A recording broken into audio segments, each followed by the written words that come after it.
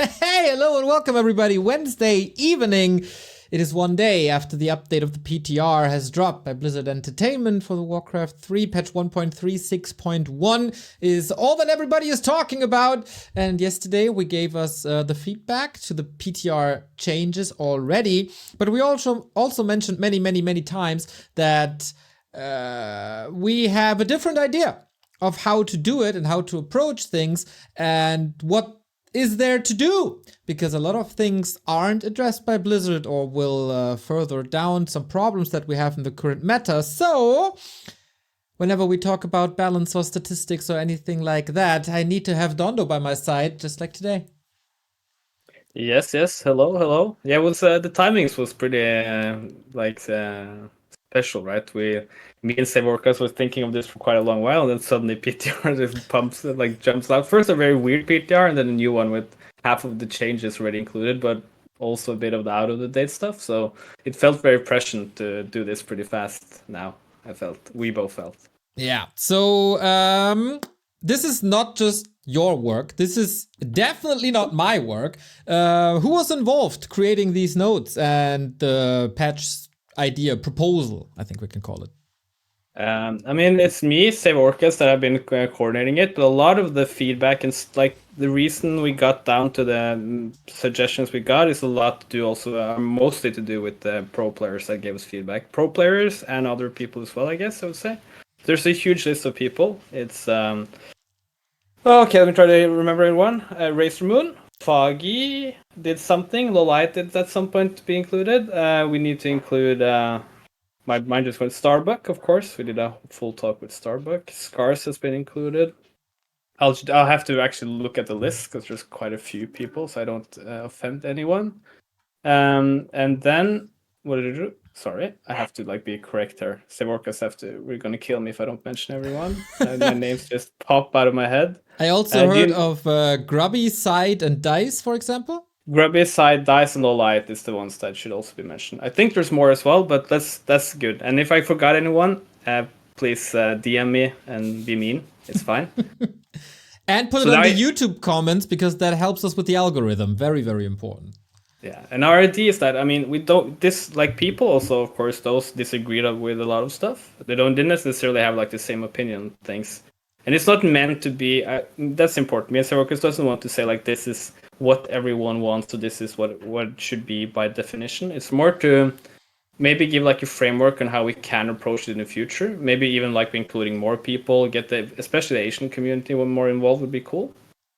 But also, I think even if you get a few number of pro players separated between different races and playstyles, you still get enough filtering that you can quite easily ham out all the bad ideas and get the directions you want to go to. And of course, in addition, we have used, or at least I have used balance, the stats I have available to say about stuff about balance. So we're sure that the directions should not be completely against the grain of balance, basically. It's also important. Yeah, I want to mention stats real quick, because you were also responsible for the most credible and most up-to-date stats that we have. I think it was posted on Reddit 2 months ago or something. I have updated it since. I just haven't posted because I felt that my idea there was to post maybe between seasons, because and you have to do a lot of you should do a lot of small gritty stuff to actually fix the data very correctly before you post stuff, because there's some hitmans out there. Victor, bro, don't quit games, it makes everything very difficult. Stuff like that you have to account for. That makes things a bit more complicated. So a little bit of a provocative question. So you did the stats. Did you take these stats and used it as a foundation to see, okay, in my stats, human is stronger than night elf, so we have to help the night elves? Or if that's how I work specifically? Well, not for that matchup specifically, no.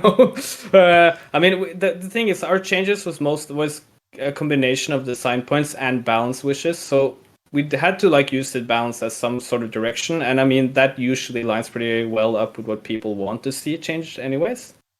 Some changes are more of quality of life and stuff that is more universal, but yeah, mostly the most important things that changes all the balance changes should of course align with what we see, like what we can know. We can't be 100% certain of anything, but we can like do something with the stats. And yeah, I mean, so the changes are trying to target specific stuff that only, hopefully, targets those specific matchup problems, if they exist.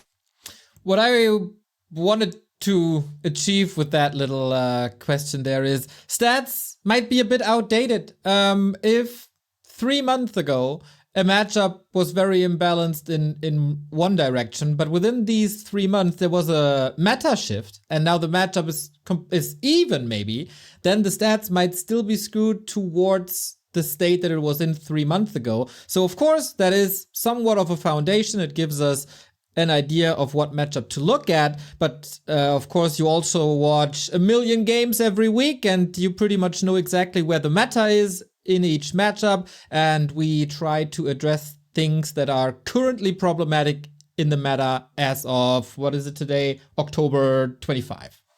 Yeah. So, I mean, we try to keep up to date, and also in general, our changes, maybe, I think in general, if there's like two comments, is that people might find a lot of our suggestions pretty conservative, and that's basically means they work as kind of philosophy. The game, even though we have a certain couple of matchups that is uneven, I would say, like they are stronger for one side or other, it can become the opposite very quickly, probably. Even like matchups that feel very maybe uneven to a certain extent can pretty easily go the other way. So mostly our changes are pretty conservative, I would say. There's going to be maybe some exceptions when they're a bit more reworky, but I don't think they're not actually targeted towards specific like core elements of the matchup, and probably should not matter that much. It's at least what we hope. But yeah, I mean, in general, we try to also that's like a degree and part of it also. We try to be a bit conservative because things can change, and if you then overbuff something very hard, it can like completely wreck the meta before you get a new like emergency patch 3 months after, when everyone is a bit tired and angry. Yeah, and of course we don't know if that emergency patch will ever happen because we get no communication from Irvine or wherever the team is. So we don't want to break things if this let's say this gets implemented and people see, okay, these guys are doing a damn fine job, then we can get crazy if we have the confirmation that they want to continue patching and trust people to implement stuff. So with that being said, I think this was a little bit of a disclaimer that we had to put up front of all this. Very much so. Obviously, you need to have some goals when you create a paper and a proposal like this. So, Dondo, what are the goals of the balance patch proposal? Yeah, do you want to share the screen actually, or should I just read them? I can do both. It kind of depends on your preference. There we go. I can just read them, I guess, but you can also share a screen so people can see. Yeah, I do. Okay, yeah, that was that's short and sweet. I'll try to be a bit more. There you have it, a bit more detailed. Yeah. Yeah. I mean, so we're gonna do the list by first do the items global and then do human, orc, night elf, and then in that order. So I also listed the goals kind of fitting towards that to a certain extent. So you want to make human slightly, and I write slightly for a reason, less susceptible to early game and mid game harass from night elf, and slightly tune down the power of certain elements of night elf late game army versus human. Specifically one thing, we'll get back to that, without weakening elf substantially, or basically not weakening elf at all in other matchups. I write substantially, but I actually mean more or less at all. You want to tune down the tier 3 power spike of human to compensate for a slightly more streamlined, easier early game, specifically against undead, right? So if we make early game changes to human, that makes the early game easier against night elf. We already know also, I can say like night elf human it has a bias towards night elf, but it has become a lot weaker than it was after the Immolation patch. And it's actually like growing slightly weaker over time. So that's why I write slightly. Human undead has the opposite. Like it's not getting very much stronger, but it seems to be a bit favored against undead. And though the matchup is very hard to extrapolate on a high level, because happy is just happy, and it makes every data point a bit difficult. We can get back to that when you talk about human undead more specifically. Yeah. We want to increase the overall potency of orc very slightly, but mostly targeted towards early game harassment option versus human, or in general just matchup against human, because they struggle currently. This might be a bit meta shift as well, so that's why you don't like go overboard with it, but from the numbers, they do really bad against human. on the top levels. And then also by like that third point, we also maybe want, by doing stuff there, we might open up for a bit wider variety in strategies for Orc Mirror. Because I feel like on the especially higher level, you only see Blade Master, Shadowhunter, Walker, Raider runs basically. So maybe open a bit options to do more than one thing there. Then maybe the one that maybe a lot of people are thinking of, I would guess, addressing the Night Elf Undead matchup, and we have two goals, or like two main targets we thought of in our head. I think most people, or seem to play most people, most players agreed upon. Turning down Power Ghoul Frenzy somehow, or the Ghoul Frenzy timing and Ghoul Frenzy maybe both, and Undead slow effects. And that's the Nerubian Tower is the obvious one, but also maybe something to do with how Nova functions. So we'll get back to that. We want to be very careful though, and some people are going to hate this, but this is very important. We got to be careful not to over nerf Undead. So it's basically, if you make it so it's impossible to play Undead at a decent level if you're not happy, a lot of people are going to be very, very sad. So we got to be careful. And also, it's always difficult to know how much is happy just being happy, being consistent, playing the most, being the most, arguably the most talented player, and how much is more of an Undead thing. We already starting to see, I would say, a bit less of the domination of the double Undeads in Happy 1-0. Exort is also not as dominant as it used to be, so we got to keep that in mind. The last 3 points are more of a global change. Might affect the balance a bit as well, but yeah, make the item drop table more interesting and balanced, because currently I think there's elements to the drop table that makes people both find it less interesting, but also has balance issues in of itself. And then we want to streamline builds to a certain extent if we can, like some builds that are maybe a bit underutilized specifically, and increase usability for some underused units and abilities. And I mean, this second to last point could be like a full patch of its own. I mean, that you could do a lot of creative stuff and just go full ham. So we don't do a lot of it stuff here, but we might think something about it and show how you can, at least we maybe can show something how you can think about it without actually necessarily implementing it now. When you do bigger changes, you need to use more time on it as well. So reworks are always difficult to implement. Yeah. And lastly, improve quality of life for players, which is like, that's always a good if you can. Why not just try to get to it? Exactly. Take some frustrating things out of the game, so the game is in general more fun and more 2023 than 2003. That's always a good thing. I would say, while we address this, we never want to take away the race identities that we have right now. So Undead should stay Undead and a human should still be a human. We don't want to streamline anything because the game has character for each race, and that makes the races so special, that makes us identify with the race, and that is super important. And I want to mention that a lot of things in Warcraft have a ripple effect. The easiest thing is, if you buff the early game, then everything else afterwards is also a bit easier. So a buff to the early game is automatically a buff for everything else. So if you struggle with a certain unit and you don't see this unit addressed in the patch notes right now, think about how the other things that are mentioned here maybe make the strategy that you struggle against automatically weaker without that specific unit being addressed. Very good points, Neil. Also, before we go into like the specific changes, good to know that like I might just like do 1 second on how we organized it. So all our lists of like the different race stuff, we include the PTR changes and also like then mention if we should they implement it or should they change it, and then our suggestions are like in addition.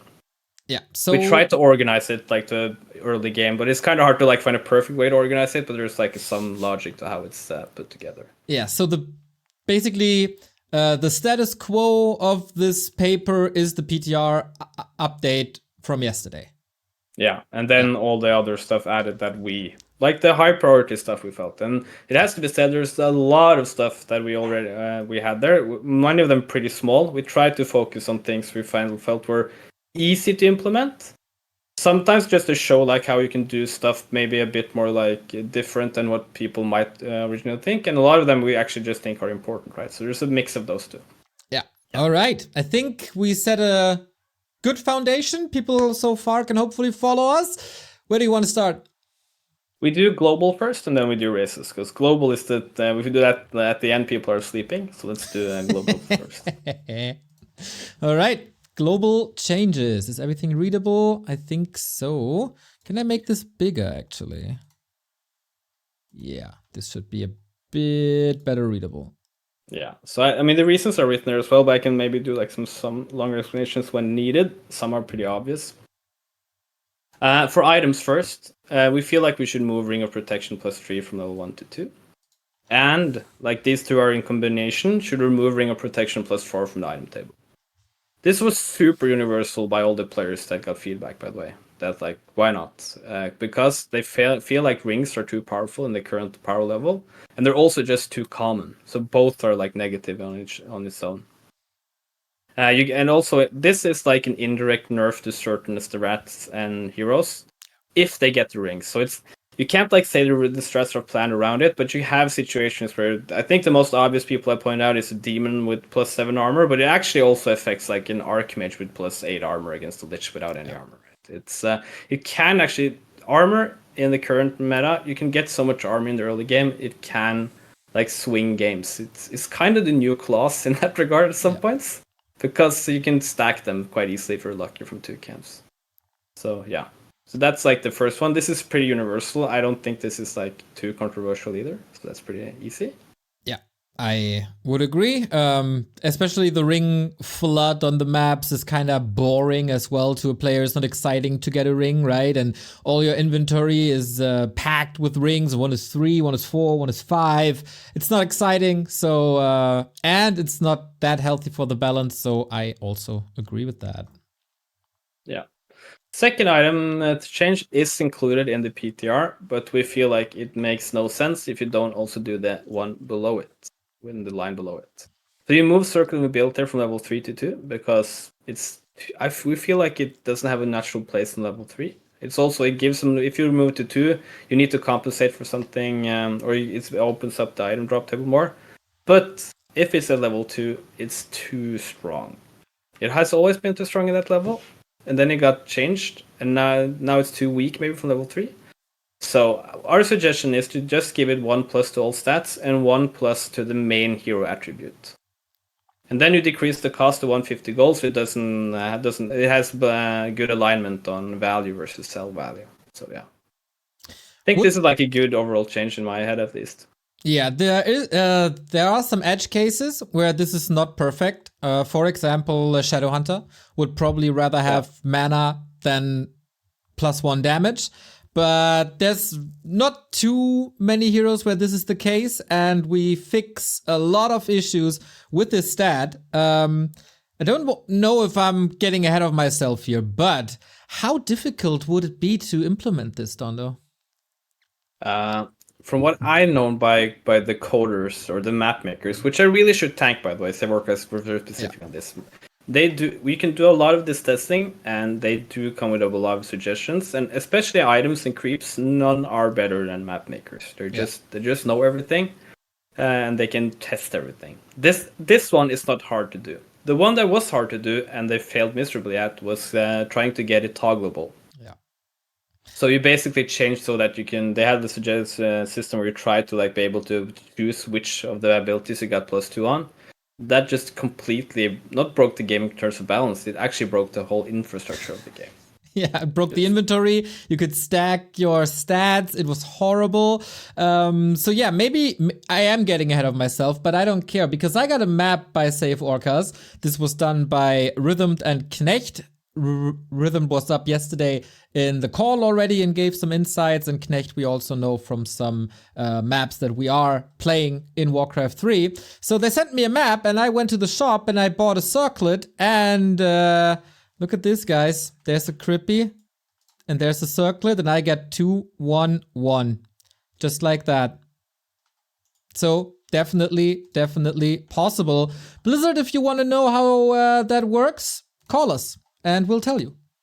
for the correct price. The code can't be copied over from what I heard now, so it's not difficult. Back to the suggestions. This one might be the first one you might be a bit disagreeing with, but most of the pros seems to favor this. To increase close attack +4 back to +5, but just because they feel a bit underwhelming at +4. So yeah.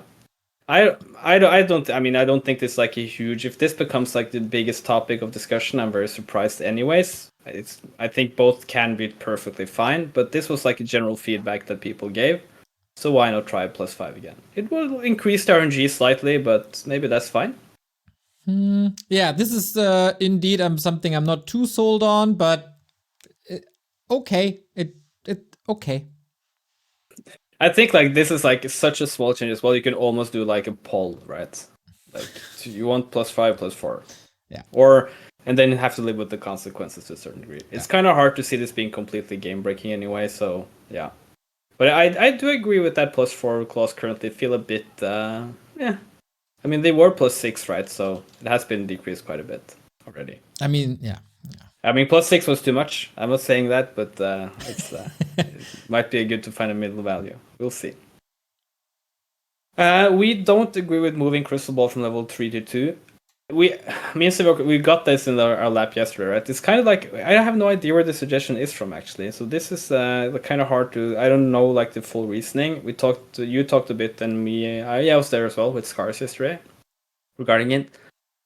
I think like it might on level 2 sometimes be super strong, but it can also be useless, and I don't get it. Like I think I don't get like its positioning there. I think it's better to maybe think of redoing Crystal Ball completely at some point, like doing something more interesting with it. We didn't have time and like didn't get feedback on what that could be, but there should be something more interesting than just moving the item level on it, because it's such a boring interaction currently, in my opinion, or our opinion at least. Fair. Yep. The next one is like, this is like where things get technical or so small technical. That's like this still important stuff. Like cost of the Periapt of Vitality should be, you should get 25 gold less for selling it, right? And also it should cost 25 less would be that change, because now it's incentivized to sell because it has not perfectly aligned sell value compared to other level items on its level. So you should sell it just because shouldn't necessarily sell it, but it has like gold value that is higher than it should be for its item level. Yeah, just to reiterate a bit, all the other items on this level give you 300 or cost 300, and this would just streamline the Periapt and not make it give less gold than anything. Just a streamline thing. Yep. And the last one are from the PTR. We don't have strong opinions on it, and I think it can be implemented. Like, I think Staff of Teleportation is a lot more game deciding or changing than the other one, but yeah, why not? I do like a part of me wants to think that this might like the incentivize more tactical play somehow, but also I do really get the point that especially in Eye of Mirror and other matchups, you can have like Staff of Teleportation just be completely game deciding, and it depends on who has the lowest ping when they try to click it. And that just feels badly designed as well. Yeah. All right. Boring items are done, I guess. Let's get to the juicy stuff. Unit Heroes. Yes. So, I mean, Firelord could probably get like 4 patches in a row to get like a complete rework, because it's been such a topic for such a long time without anyone really finding like the perfect solution. I'm not necessarily sure we have it here, but I think this might be good suggestions. So the first one, cast point, means that every ability is more responsive than they are now. If you have played a lot of Firelord, you will notice quite often, like you try to click a spell, and the other hero's spell will always feel like it goes off before yours. This is very easy to see when you hit, like when a Demon Hunter goes for a Mana Burn. And it feels like you try to hit Soul Burn, but it just didn't hit before. So this makes everything just snap a bit faster, and just makes him more responsive in general, which would be partly quality of life, but also actually like a buff in how it functions. So yeah. The second one, we don't fully agree with the Incinerate mana costing 2, reduced from, because I mean it's a huge change, and this is both us being a bit conservative probably, but also the fact that we do remember, even though a lot of other stuff has changed as well, There was a time Incinerate was 0 mana, just a passive. It was completely busted. Yeah. And this, I think Incinerate also has like a weird, as Lava Spawn has after, both kind of function a bit too well if they're too strong with tower rushes and just like rush strategies. Because tower rushes forces the other player to camp in his base. And if you can just poke and poke and poke with Incinerate and never get out of mana, and you force the opposition into a very small area with all his units, it just feels like it can very quickly become like a meta thing where you only go Firelord's tower rushes and just you have both limited lava spawns, and you can just every unit that is clumped and trying to hide in the background will just back ranks will just explode and do damage to everything else. So I'm a bit like skeptical if this ability should be too strong from the mana perspective. So yeah, so we suggest a slight more conservative change to 5 or 4 at max. Yeah, and we did really disagree with the second sweet one. spot thing. Yeah. Find the sweet spot, yeah. And I think it might be healthier to try to like find the sweet spot in a more conservative way than do like the big change and do a emergency patch 3 months after. Because that was kind of what they did with Immolation in 135. I think a lot of people flagged that it's going to be too strong at release, and then it was way too strong, and people got frustrated. And I think that has actually also meant that people overestimate how good Immolation is now, just because it has that curse of being like that those months where you just hated it. Yeah. Like, so maybe not. Let's not do that. Like, so if you overbuff Cryptlord, people are going to talk about Cryptlord patch for the next 4 years, right? So don't go too far at once. So yeah, and we also disagree with the lava split spawn, lava split buff. I think this is the same reasoning. It just makes the Firelord even better as a tower rush or push hero, which he already actually is pretty good at, and it does not do much for like his overall potency in the later parts of the game, or like as a universal hero, where he is pretty terrible. So we kind of don't want to implement this. We also have experience from this being too strong at certain points in the era of the game, where you can just tower rush everything with lava spawns. I worry, for instance, about human orc with this. Like if lava spawns are super powerful in both directions, actually. I worry a bit about Headhunter with lava spawns, but I also worry a lot about human, like level 3 Archmage with a Firelord just completely breaking everything. So yeah, I think this should not be touched personally. So it shouldn't be touched at all. Also, not in the mana department. Yeah. If you want to do some change to it, maybe do like mana or something. Just not make. We didn't like include that, but of course I think that's more reasonable. Just don't include something that further strengthens the mechanic of lava splits, because I don't think lava splits are in of themselves, especially when the Firelord comes out, especially weak. It's just that the Firelord is really weak, so it becomes like this weird dynamic. Of course, every summon thing is usually can be pretty bad once you get the spell. That's kind of just how summons work to a certain extent. But yeah, I don't like the idea of massing more and more of them. There could be probably either other suggestions we haven't thought of, like make them find some way that is scale on level so they become stronger in of themselves, but you don't get more of them. You can do probably like stuff like that, but just don't make the level 1 spawn infinitely, basically. I think that would can easily be pretty bad. I said this yesterday, when you just increase the number of summons, that is a lot stronger than the vanilla version. We've seen it with the Cryptlord, which was crazy, and we don't want that again. I think it's a very easy test to see, just for creeping, how fast they split if you're not getting killed or dispelled. And it is extreme. It is extreme at the moment. So yeah, and we kind of disagree with the volcano damage as well. Wait. There's sorry. Soulburn. Oh, there's one more. Oh yeah, okay. We do Soulburn first. So some people saw this, I saw in chat, and thought this was a nerf. I don't think so, because the part is that it's undispellable. Now Soulburn can be dispelled. So the second you get dispel out, it's like kind of a useless spell, depending on how well you can target your dispel and stuff, but it's pretty bad. Our idea is to make it undispellable. So now you actually have like a way to, mute, silence a hero for quite a long while, actually. I would say it's a very not super realistic case, except in FFA maybe. But getting level 3 Soulburn, silencing a hero for 5 seconds, not being able to be dispelled, is actually super powerful, I would say. even 3 seconds at level 1, I would say is pretty powerful. I think units can be very high, because I mean, use Soulburn on units, it's maybe a weird use of it anyways. Yeah. But I think especially like this could make Soulburn a lot more usable. Currently it's terrible because you can dispel it. So yeah.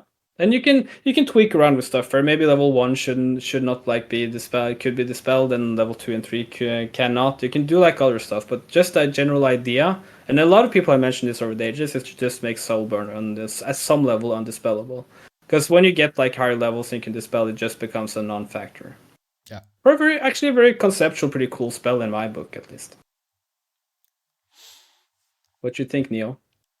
Yeah, I think it would make the spell pretty unique, which it isn't now, because it's like 3 spells stashed together, which is okay, but you know, not really too exciting. Now, with that change, it has a standout performance characteristica, and has a main use plus some bonus stuff on top. So I think that I don't know if the values are correct this way, and if it should be implemented 100% like you describe here, but I like the direction.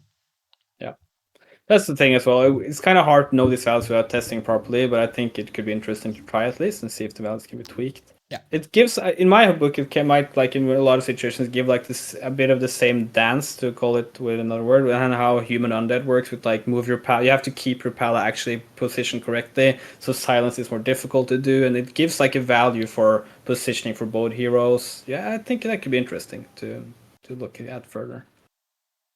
That's our suggestions at least. That is interesting. Yeah. Now you're allowed to talk about Volcano. Yes, we think that the damage is a bit too much. I mean, it's always like scary with 100 to 150. It's like a huge buff. Is this like impactful that often? Probably not. Maybe I have like PTSD of playing against Cast on ladder too much, but Volcano is not horror bad in compared to damage if you get it off properly, but it's very mana costly. And it has a very long cooldown. So our idea is to keep the damage, but decrease cooldown and make it cheaper to use. I mean, if you want to do damage, maybe you can increase the damage a bit, but just don't go full 50 immediately. It's such a big change. Like it can be super powerful very suddenly. On top of the stun that it already has. Yes. So yes, that's Firelord. I mean, I don't think this. I think we can be honest on. I don't think this necessarily fixes Firelord. If you want to make Firelord like a common hero in all matchups and stuff, this is probably not enough. It just doesn't have that function. It's pretty like HP weak and stuff like that. But it gives the abilities within like the framework it has. Like you just slightly tweak to Soulburn, and I think you just increase the power level to a bit better way than is suggested in the patch notes currently. Yeah, I think we mentioned this a bit. Firelord is such a weird hero.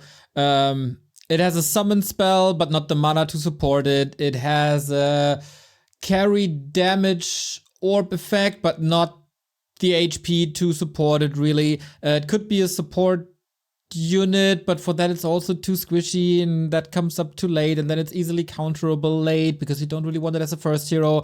Firelord is in general flawed. This will definitely help to see more playtime, and if we have more time and more patch iterations, we can think about other stuff and more fundamental changes to the hero.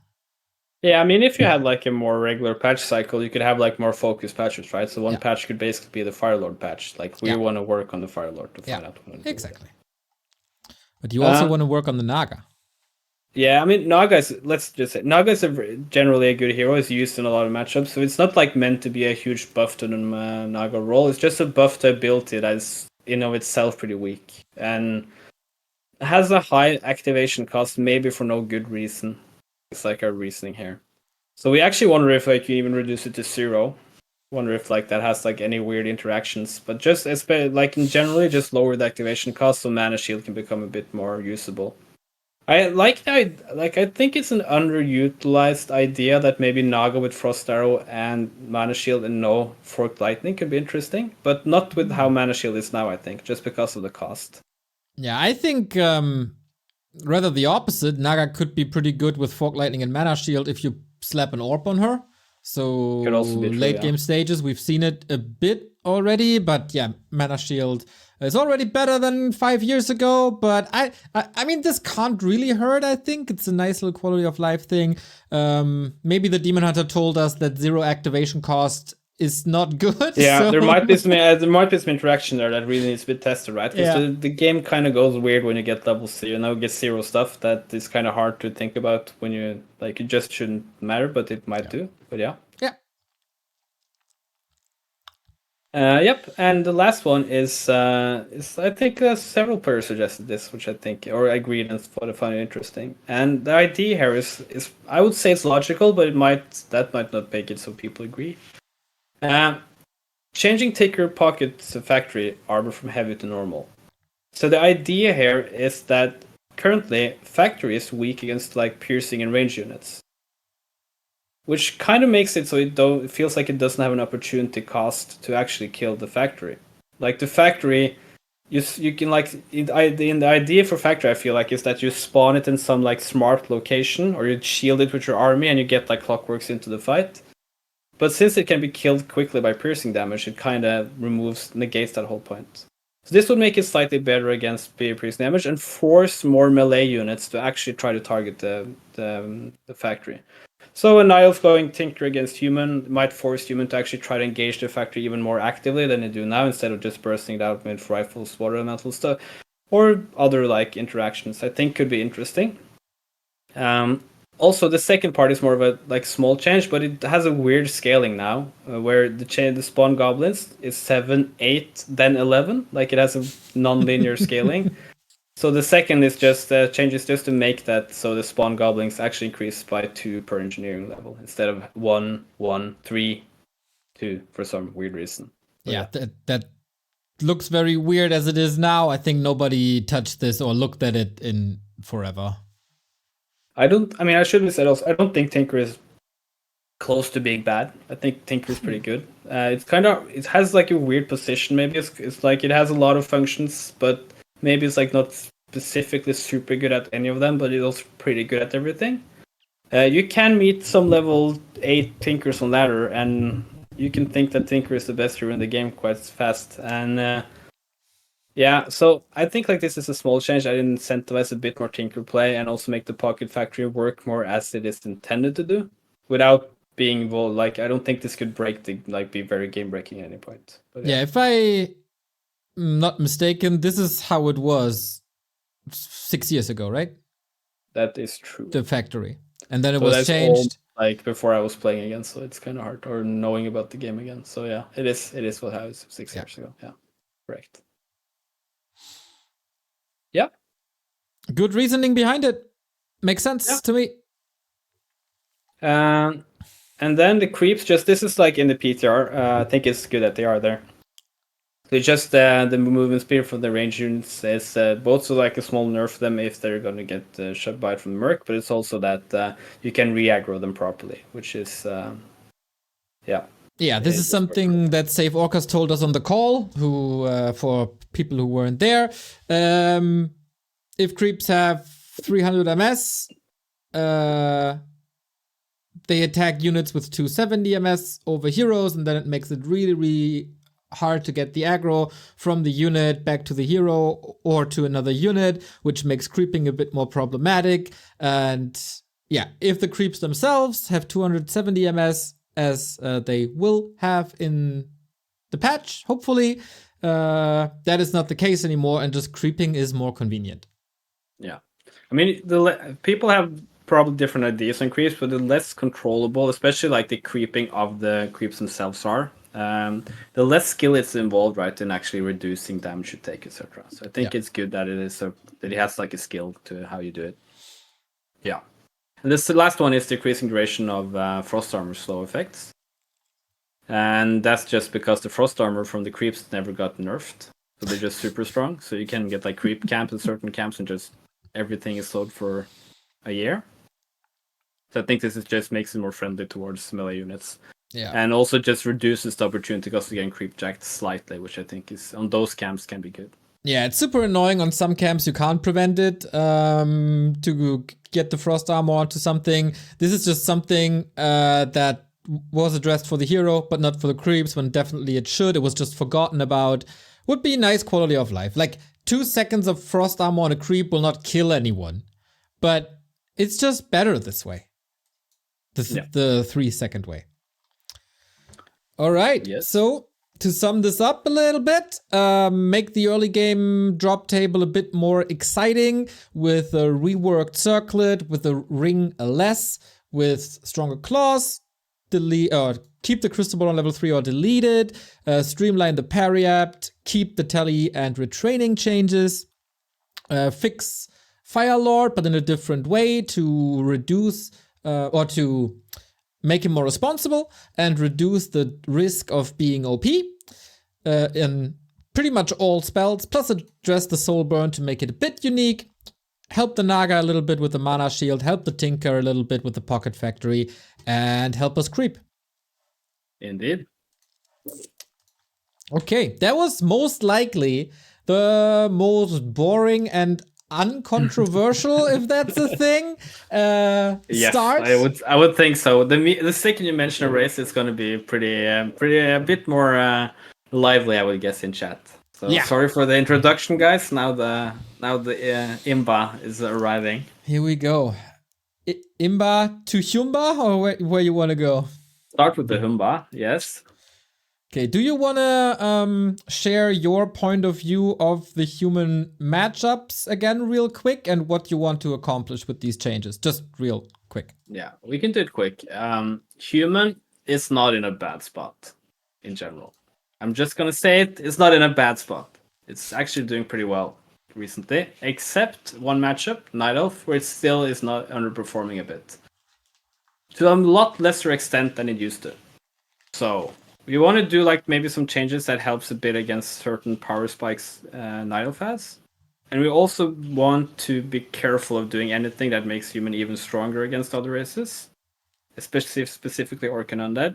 And maybe even in certain aspects nerf certain elements of human that is too strong.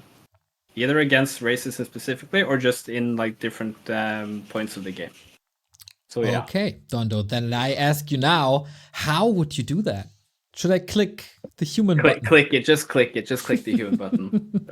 Otherwise I'm just gonna say a wrong value and someone's gonna write something really bad in chat. No. The first change is super. It's actually a tiny buff, but it's also like it's more to. This is kind of more to show how you can do small stuff that actually can be impactful without, I think, being too weird. This is the first one is a small buff. I don't think this will be.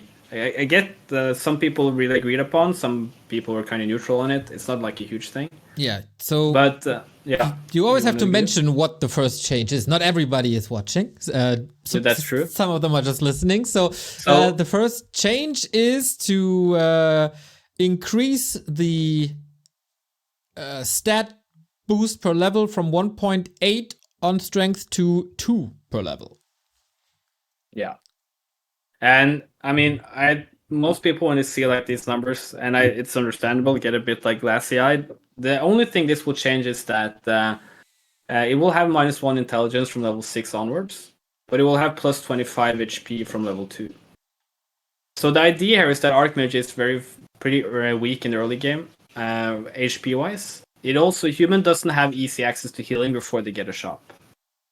So this will be a slight buff to Archmage. It will also kind of maybe open tiny bit up like the strategical way of playing. I would say specifically against Orc and Undead, slightly even that you can be a bit more adventurous with the Archmage. It's maybe more value now to go for the like a dive to get the last creep on the creep level 2 creep, so you get the level 2 on the Archmage. Stuff like that might get a bit interesting because there's more.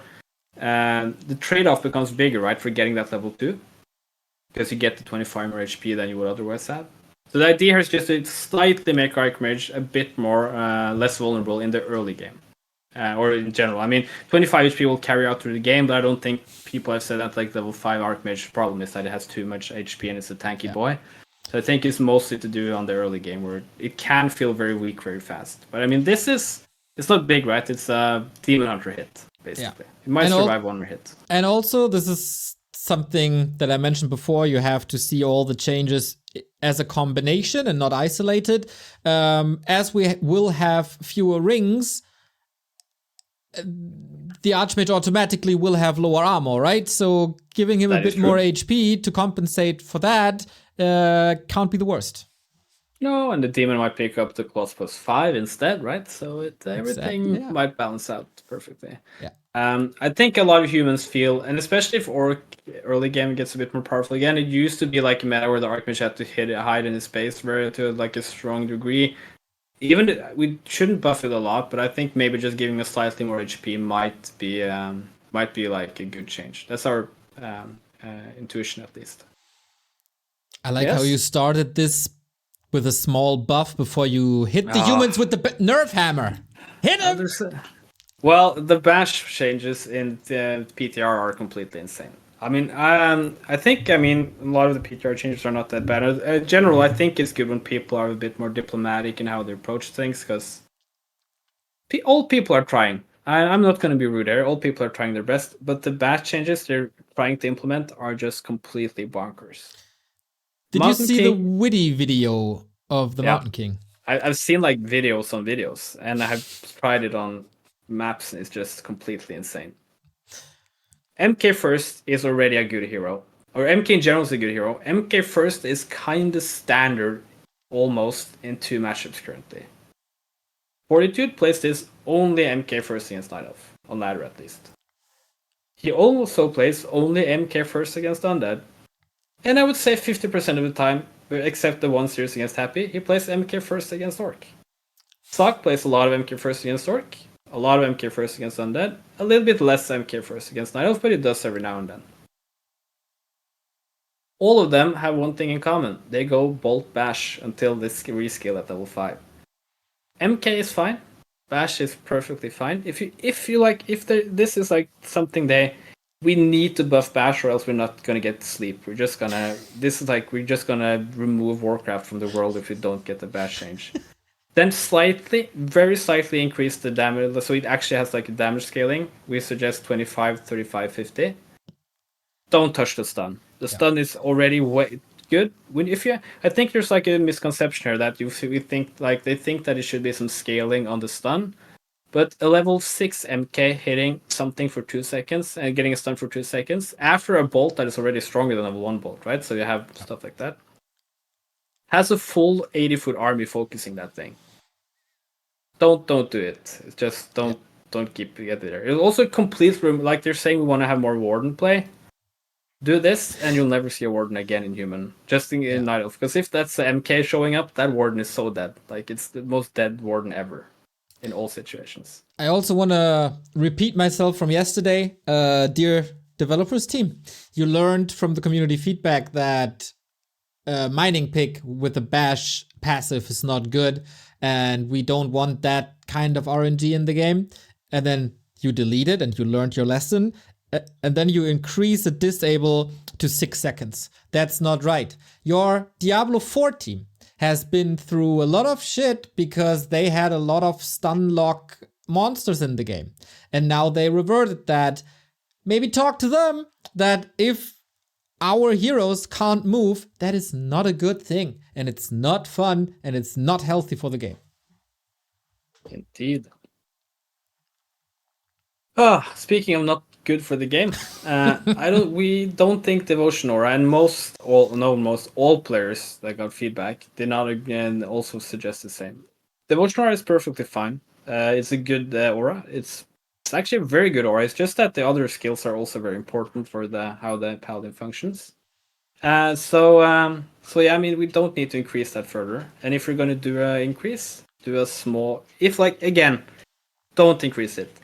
If you insist, like you really have to, do a very small increase. 2, 4. Don't increase level 1. I think level 1 is fine.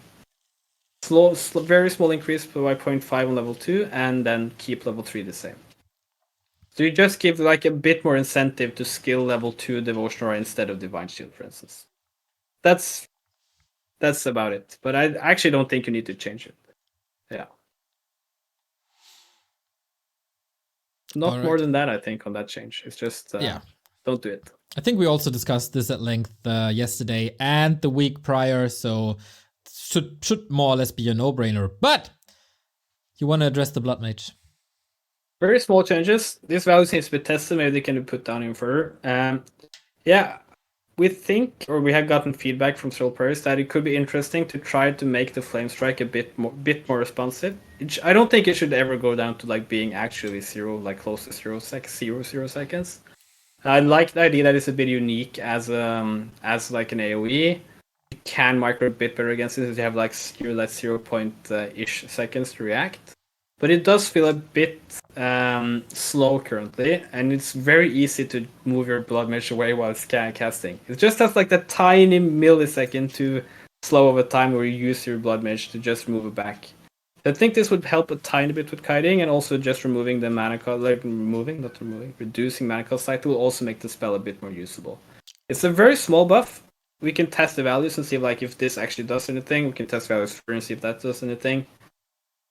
But it is important to say these changes are conservative because Bloodmage is not a bad hero. Bloodmage is a good hero, but maybe give the Flame Strike can feel super underwhelming or very good depending. Maybe this will help even that out a bit. Yeah, feels good. Everything that makes things a bit crisper and less sluggish, like we had the Firelord as well. I'm all for it. Indeed. Speaking of sluggish, slow peasants, Militia. So the duration increase in the last PTR was 45. The increase is from 42.5 in the first iteration. I think everyone liked, or a lot of people liked and didn't disagree with the slight increase. There's a bit more back and forth between the pros whether 45 will be like a very bad thing or not. I think a cautious approach is fine, and just start with 42.5. Militia affects a lot of things.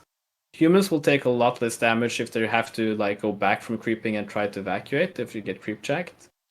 Creeps are easier to creep in general. Everything moves faster. All the mid-game fights where you have to move your Militia into the middle of the map, they now do more damage for longer. Every second from Militia can have a potentially pretty big impact. And the argument is that, also an argument I heard, and I don't disagree with it as a principle, it makes other heroes in Archmage a bit more viable. But I feel like we already see a lot of other heroes in Archmage. We especially see MK a lot. We see the Legend Lamets only playing Pala Rifle. So I mean, I don't mind, or most pros, and we also don't mind a slow, a small Militia buff, but maybe not 5 in one go. Start with a smaller one, 42.5. Sevorcast liked 43 better, because that's a more round number. It's we usually don't deal that much with 0.5 values. So yeah, I think that's a better approach personally. We think that's a better approach. Most pros seem to agree. Some like the 45, so I'm not going to say this is universal. But maybe be a bit careful to overdo it at one go. There's a lot of other stuff that changed since Militia was 45 seconds, including having 20 more HP. Sevorcast is fine with 42.5, by the way. Yeah, very good to hear. Yeah, it feels like when you can go for the safe change with 42.5 that was anonymously accepted, why take the risk? Don't really get it, but all right. I don't know. Yeah. If it's really that necessary to do. I like the buff in general. 45, bit extreme. Dial it back, then we're good. This is a kind of suggestion also that's been so universally asked for a lot of human players specifically, but also some other players for quite a while, that it would be interesting to see how it works. And I think this is one of the changes we need to be aware of, and quite fast to tune it down again if it becomes too strong. Mm-hmm. Right? Yeah, sure. We can test it pretty easily how it works.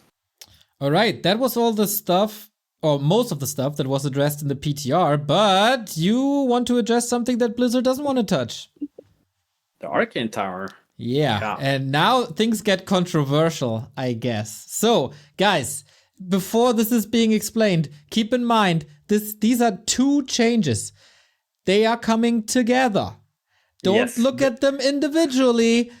Look at them as a combination of a buff and a nerf that evens out to a degree. Yeah. So, Dondo, what do you want to do with the Arcane Tower? So, The Arcane Tower got a big buff, I would say, by getting 60 mana drain in the the last patch. Yeah. I guess the idea was to address Demon Hunter harassment, so it drains the mana from Immolation faster. I think it's a bit like it's the wrong diagnosis for what the main weakness of Arcane Tower was, or like what the main weakness against Demon Hunter and that kind of harass was in the early game. It's more the fact, and from my interpretation, from the most pro players seem to agree upon, is that the Arcane Tower just doesn't get up, or when it doesn't get up, it can be extremely difficult. Like, so you cancel it when it has like 3 seconds left. While building, it's pretty weak. It's kind of hard to get your peasants often to repair because they're already running away from a Demon Hunter that is pretty fast, right? And he can block peasants from repairing and stuff.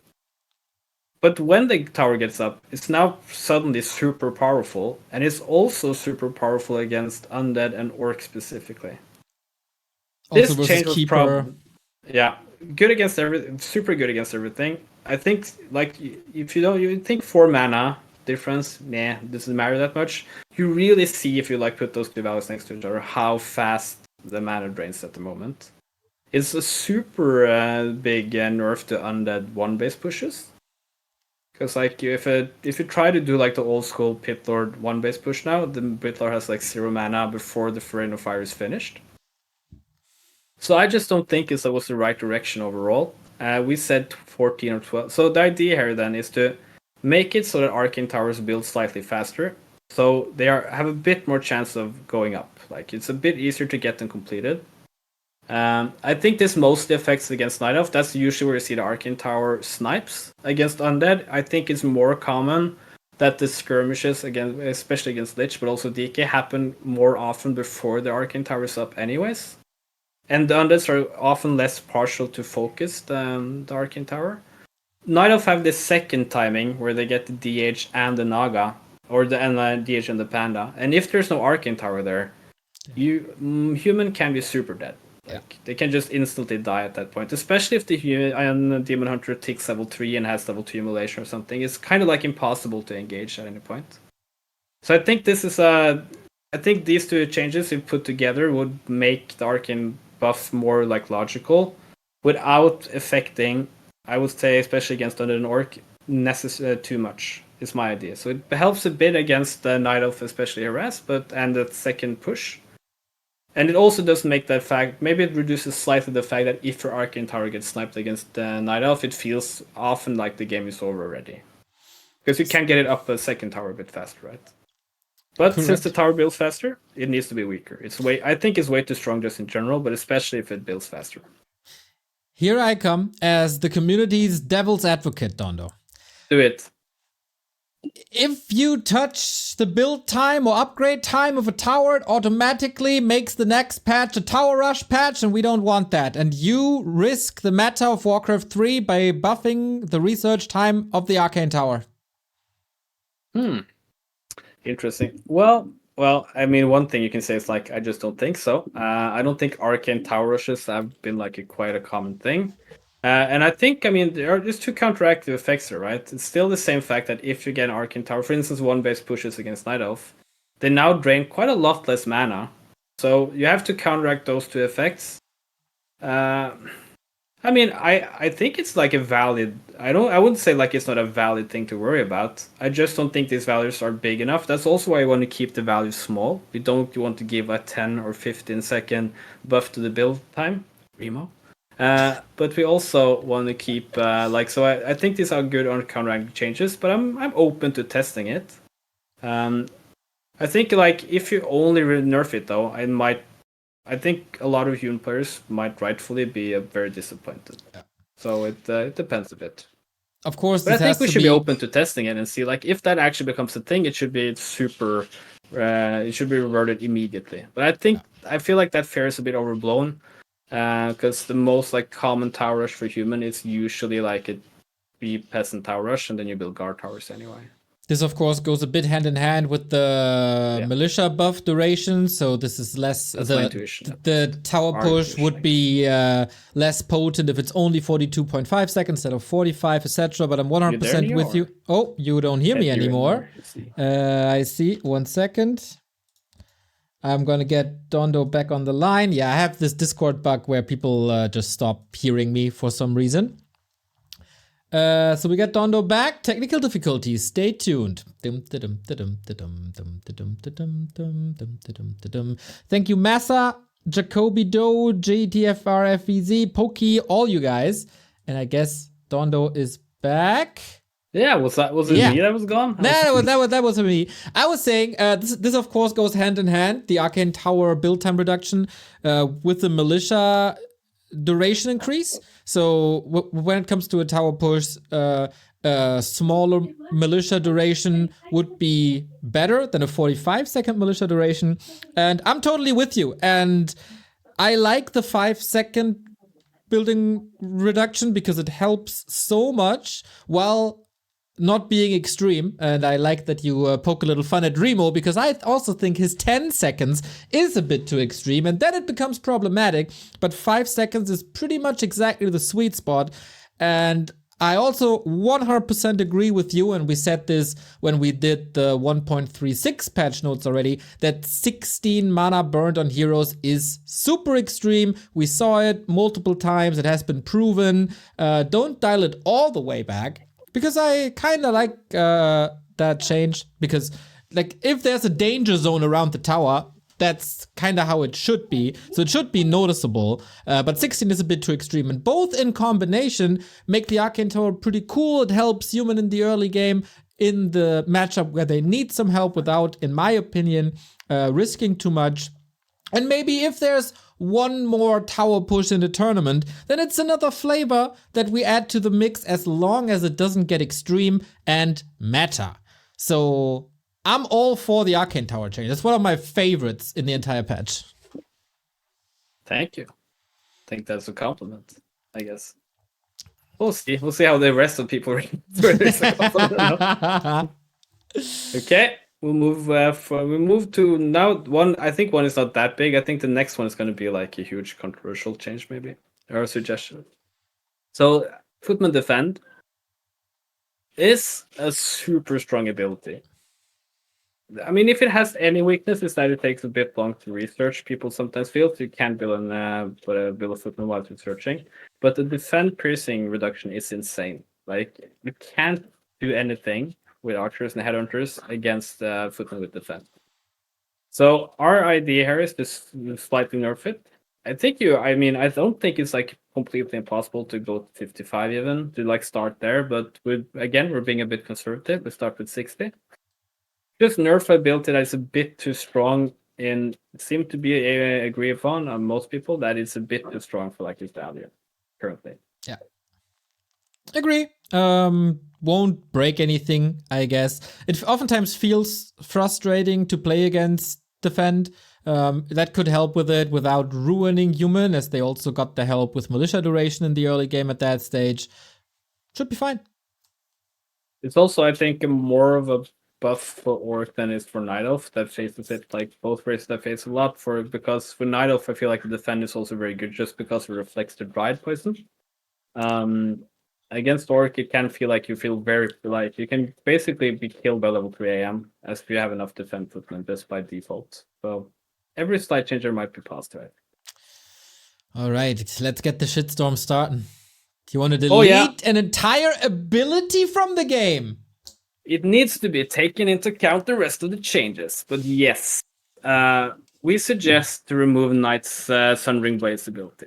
So Sundering Blaze ability was introduced mostly, I would say actually originally more or less only, but we can talk about whether that was the case or not, to make Knights better against MGs. MGs are really not a thing in the meta, and I don't think that's because of this stage alone, to say the least. And MGs have done a lot of changes since then. Knights, I see that someone in chat wrote that Knights are a bad unit. Knights are not a bad unit, especially not against Undead.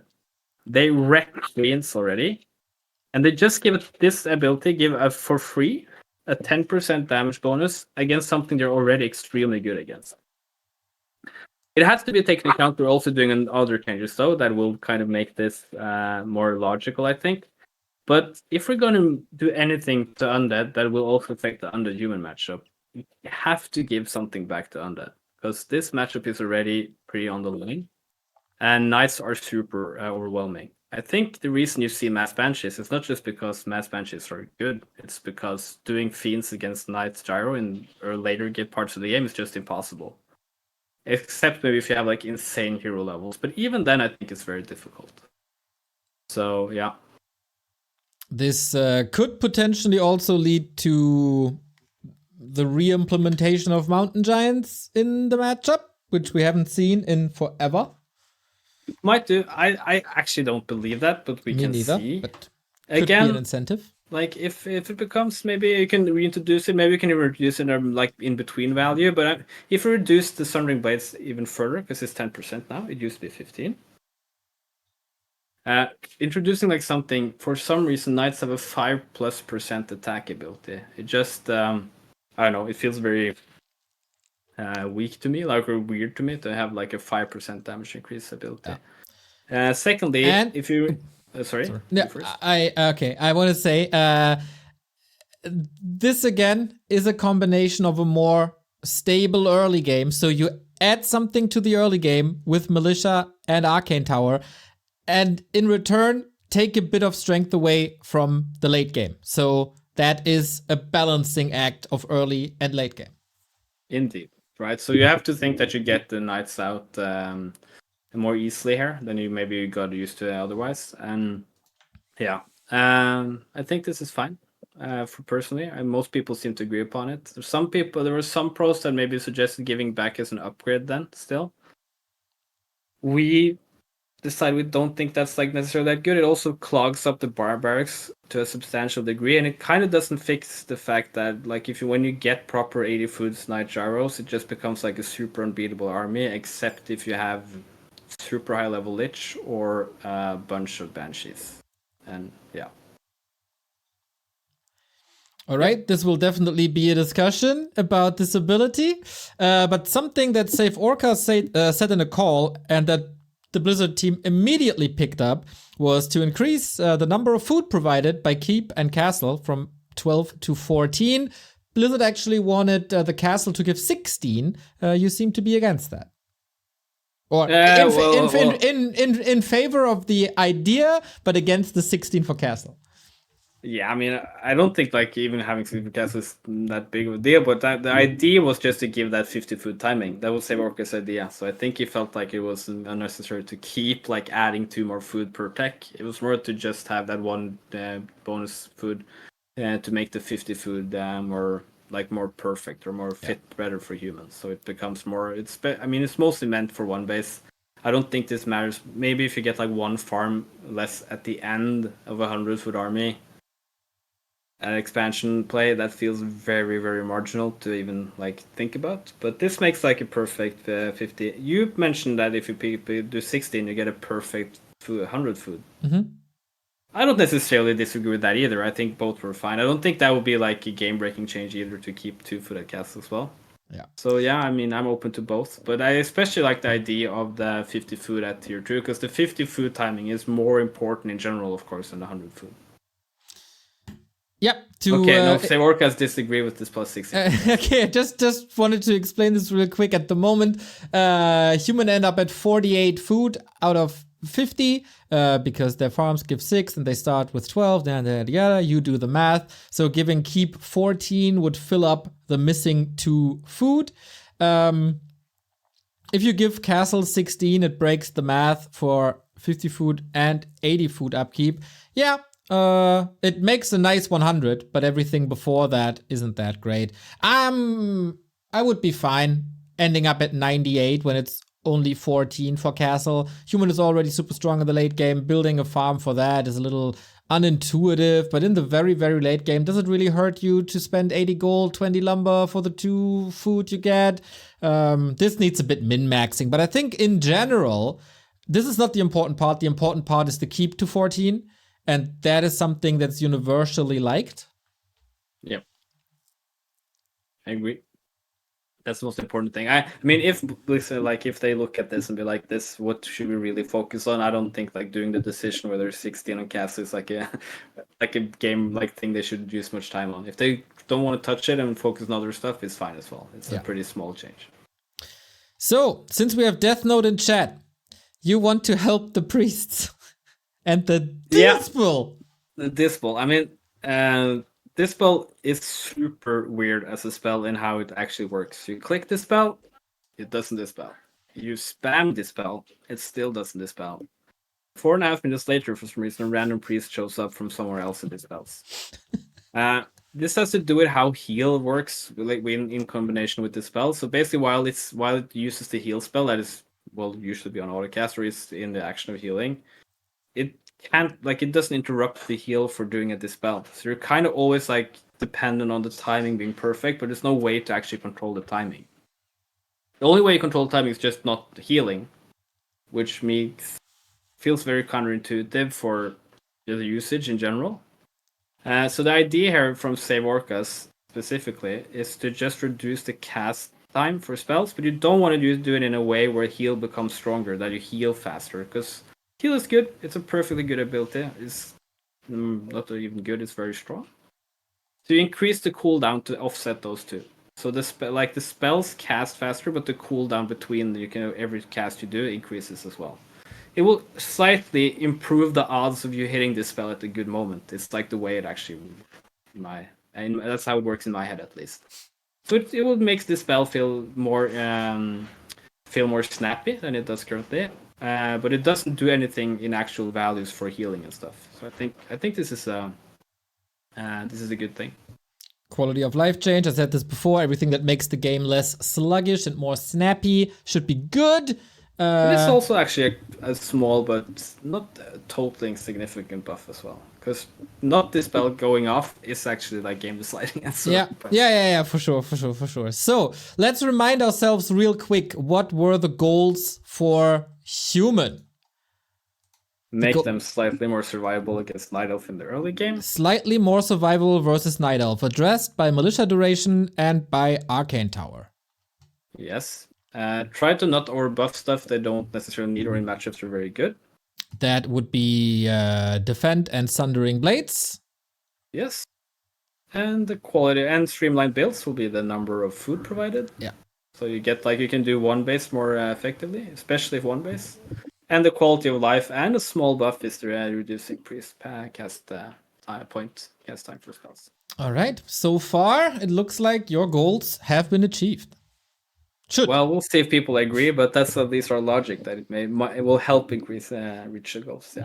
There we go. 1 hour and 10 minutes in, we got the first race done. We got a lot to do. Oh yeah. Now we're going over to Orc. Let's see what the goals were, because my head is getting getting tired. This is going to be a long day. It is. You wanted this. I wanted it. It's my fault. Sorry, people. I mean, Orc is. There's some disagreement apparently between the casters of the world on this. Orc is not doing super well, I would say. For some interesting enough, I actually think Orc's best matchup currently is probably Night Elf, which is crazy to say. So we want to increase overall potency for Orc very slightly, but I would say it's mostly targeted towards human, especially. And we don't want to make them even weaker against Undead. I would say Orc Undead is probably the closest you get to, from the numbers at least from what I can see, pretty even matchup. Though I would say on the pro level it looks a bit, in the tournaments it looks a bit different. I feel like Orc is underperforming quite a bit. So it might be a bit worse than the latter data I would suggest. But so we don't want to make Orc weaker again. We want to make Orc slightly stronger against races. We also don't want to make Orc that much stronger against Night Elf. So this is the main goal. Also, I think people have both the hate and dislike, I guess, for how the Orc mirror matches function currently. But they're only Blade Master, Shadowhunter, Grunts Raiders on the top level. A Kodo here and there as well, of course. I think maybe it would be cool to have the other options, Farseer openings, etc., being at least slightly more viable, so you don't see the same thing every single match. Yeah. Yeah. Just a personal thing to add here. I read a lot that Back to Warcraft said this, Back to Warcraft said that. We are two very individual people, me and Remo. And while he is of the opinion that Orc is totally fine, I'm more with you, Dondo, thinking that it needs some help, and I'm very curious how you want to achieve that. We have to click the tab then, I think. I did. So we'll do the PTR changes as well. The thing is, like we talked about, me and Sir Orcus talked about, is and also Grubby and other people's feedback. It's the one thing about Orc that's a bit difficult is that I actually feel like it's a very well designed race just by default. So it's kind of hard to like know what to target. I feel like our Orc thing is like we do one thing that all agree upon, which is I would think is pretty impactful, and the other stuff might be more how the other matchups are changed and how that might help them, right? So we did a slight Arcane mana nerf. I think that helps Orc against humans. We have like other stuff in other matchups that helps Orc as well. We can target the thing that we're a bit reluctant on already. We think that the Bladestorm damage, even to 140, might be too strong. We saw how broken it was by 160. I still think 140 might be too strong. We can test it, but it sounds very high. And maybe just reduce the mana cost so it is more usable. But not, I mean, 200 mana seems just intuitively very high. I think you can even reduce it. We think we can reduce it even to 150. 175 is a more conservative change. Don't overdo the damage thing, so it becomes like completely broken in FFA, and also it becomes super annoying as like a laming tool, which it can quickly become if it's very good against buildings. Yeah. As I said before, I would like to have it a bit more punch, like a tiny bit more punch, and make it more accessible so you don't have to be lucky and find a big mana potion to be able to use that spell, because Orc in general, of course, struggles a bit with mana regeneration as a whole. So making this more accessible and giving it a little more punch, maybe, like, in my opinion, 130, 140 could be fine, but yeah, good direction, right direction. Good. Good to hear. I mean, 150 would make it so you actually, if you have buy a mana pot, you can activate it like for one. Yeah. Might be logical. I don't know. It's interesting at least. The second one is that we just agree with the increased Headhunter hit points. There's a bit divide between pros. If you maybe then could you like do some very small though, like all the suggestions were very, very small, like compensatory change to make so we don't like make them too strong again. I think we need to keep in mind that we already did other changes. Farseer Wolves are a bit more mana costly, stuff like that. That already makes them a bit weaker, and it already kind of faded out as like a mass common strategy, like the mass headhunters. That was pretty annoying to deal with in general. By the point to introduce these nerfs, so I think it's fine to just start with this, and let's see if they become too strong again. Try to address headhunters in a way that is not about survivability, because they're already very fragile units. We don't want to make them even more of a glass cannon. I think then we do other stuff to them that makes them maybe a bit like reduce damage, increase build time, increase cost, stuff like that. I 100% agree with that. We were yelling at the team when they took the HP away. Now I want to give a little praise because I checked the editor this morning and they actually changed the values of the Headhunter Berserker accordingly to this. So please, community patch team, please add a second row that the Berserker HP should also be buffed by 25 to 470. Yeah, so we're safe that it actually is there. Yeah. I understand. I think they fixed the lava spawn issue as well. That was wrong in the editor. So they work fast. They're pretty on point. Yeah. All right. Yes. And over to the next point. So, we said that Orc are not doing terrible against Night Elf for once, I would say. Or for once for a pretty long time. Some Night Elves think they're doing very well. Stats suggest they're doing even, I would say. I think it's an interesting matchup currently. It's a very in flux. Given that, we think that the total package of Spirit Walker buffs are a bit too strong. Lore strategy has become very common against Orc. Talents have kind of faded a bit away. This would make Talents even weaker, even disregarding the other talent change, so that completely almost removes it. It also makes Druid play and Bears play even weaker than it is currently. So we think this sum of changes is too much. If you insist on something, maybe keep the build time reduction and maybe decrease totem build time to a certain extent. Gotta keep in mind that I do know people want to go shamans instead of spirit walkers in certain matchups because you get instant dispel compared to a 60-second research. Though most other dispels have all other dispels have a 60-second research. So we feel like this buff is a bit too strong for something that's already commonly used. It will make it impossible probably to go anything other than Blademaster again in Orc Mirror or opening. So I think this is like a sort of middle way if you really want to keep like, or if you want to make the Spirit Walkers a bit better, so maybe they're a bit more usable against human other matchups. Maybe get the build time might be good actually against the Undead, so you can get that one Spirit Walker out like when you're trying to hold the push and stuff. But we think the overall buff is a bit too big, and most pros seem to agree. Like it's gonna make them a bit too powerful, especially against Night Elf. Yeah, you might be right. I don't have any like strong feelings, but if I see that stuff is changing by 20 seconds, which is a very essential timing in the history of Warcraft 3, that is the Walker Adept training timing. 20 seconds is a lot. So yeah, maybe be careful. As we said, this is a conservative approach. So it fits the theme, I think. Yeah, I agree. It might be. I would like that's the logic as well from us. It's we try to be a bit more conservative when things. I mean, especially when things are not considered bad. I mean, nobody thinks Spirit Walkers are by themselves bad. It's just that shamans become more common just because they have a different functionality and are very good. Yeah, we gotta like be a bit careful in how we think about stuff. So yeah, you want to have the Witch Doctor instead. No, sorry, just want to lead into the next one. Yeah, so our idea is that the other caster is very not used that often as Orc is Witch Doctor, and Witch Doctor is a bit of a difficult subject to be like agree upon because there's been suggestions in the past of, for instance, reducing Stasis Ward like activation time substantially. Personally, that's like another super like it makes the same logic as Bash or any stun. I just don't like we don't like the idea of having like being surrounded by AoE stuns that activates in like 4 seconds. Yeah. Stuff like that. So our idea is just to make them more usable by reducing build time. And in this case, we think we can do a pretty substantial research nerf.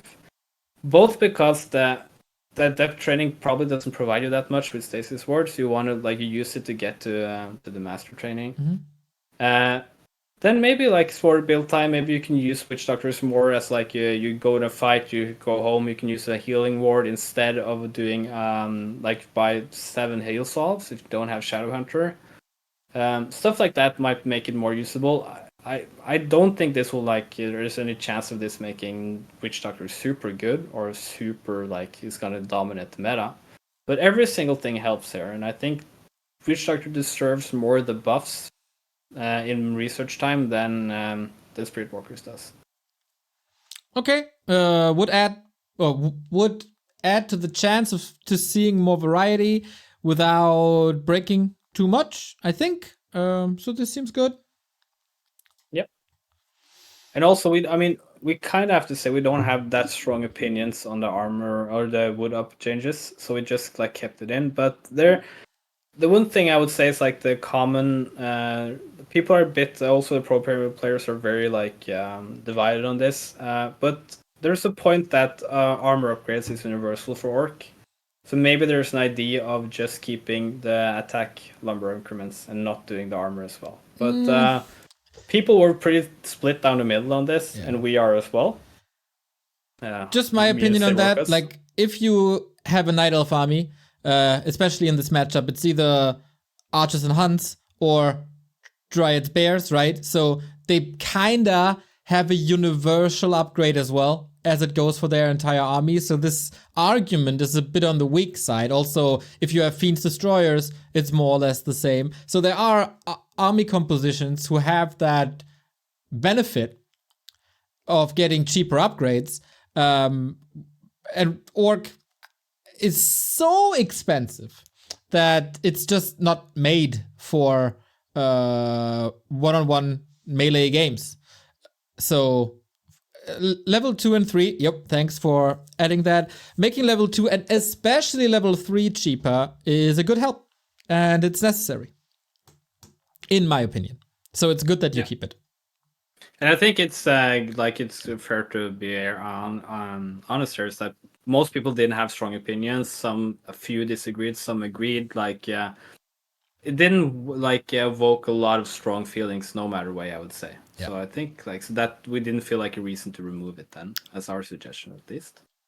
All right. So thinking back to when we started the Orcs, we wanted to lift the power level slightly in all regards. That is already done by upgrades being cheaper and more accessible.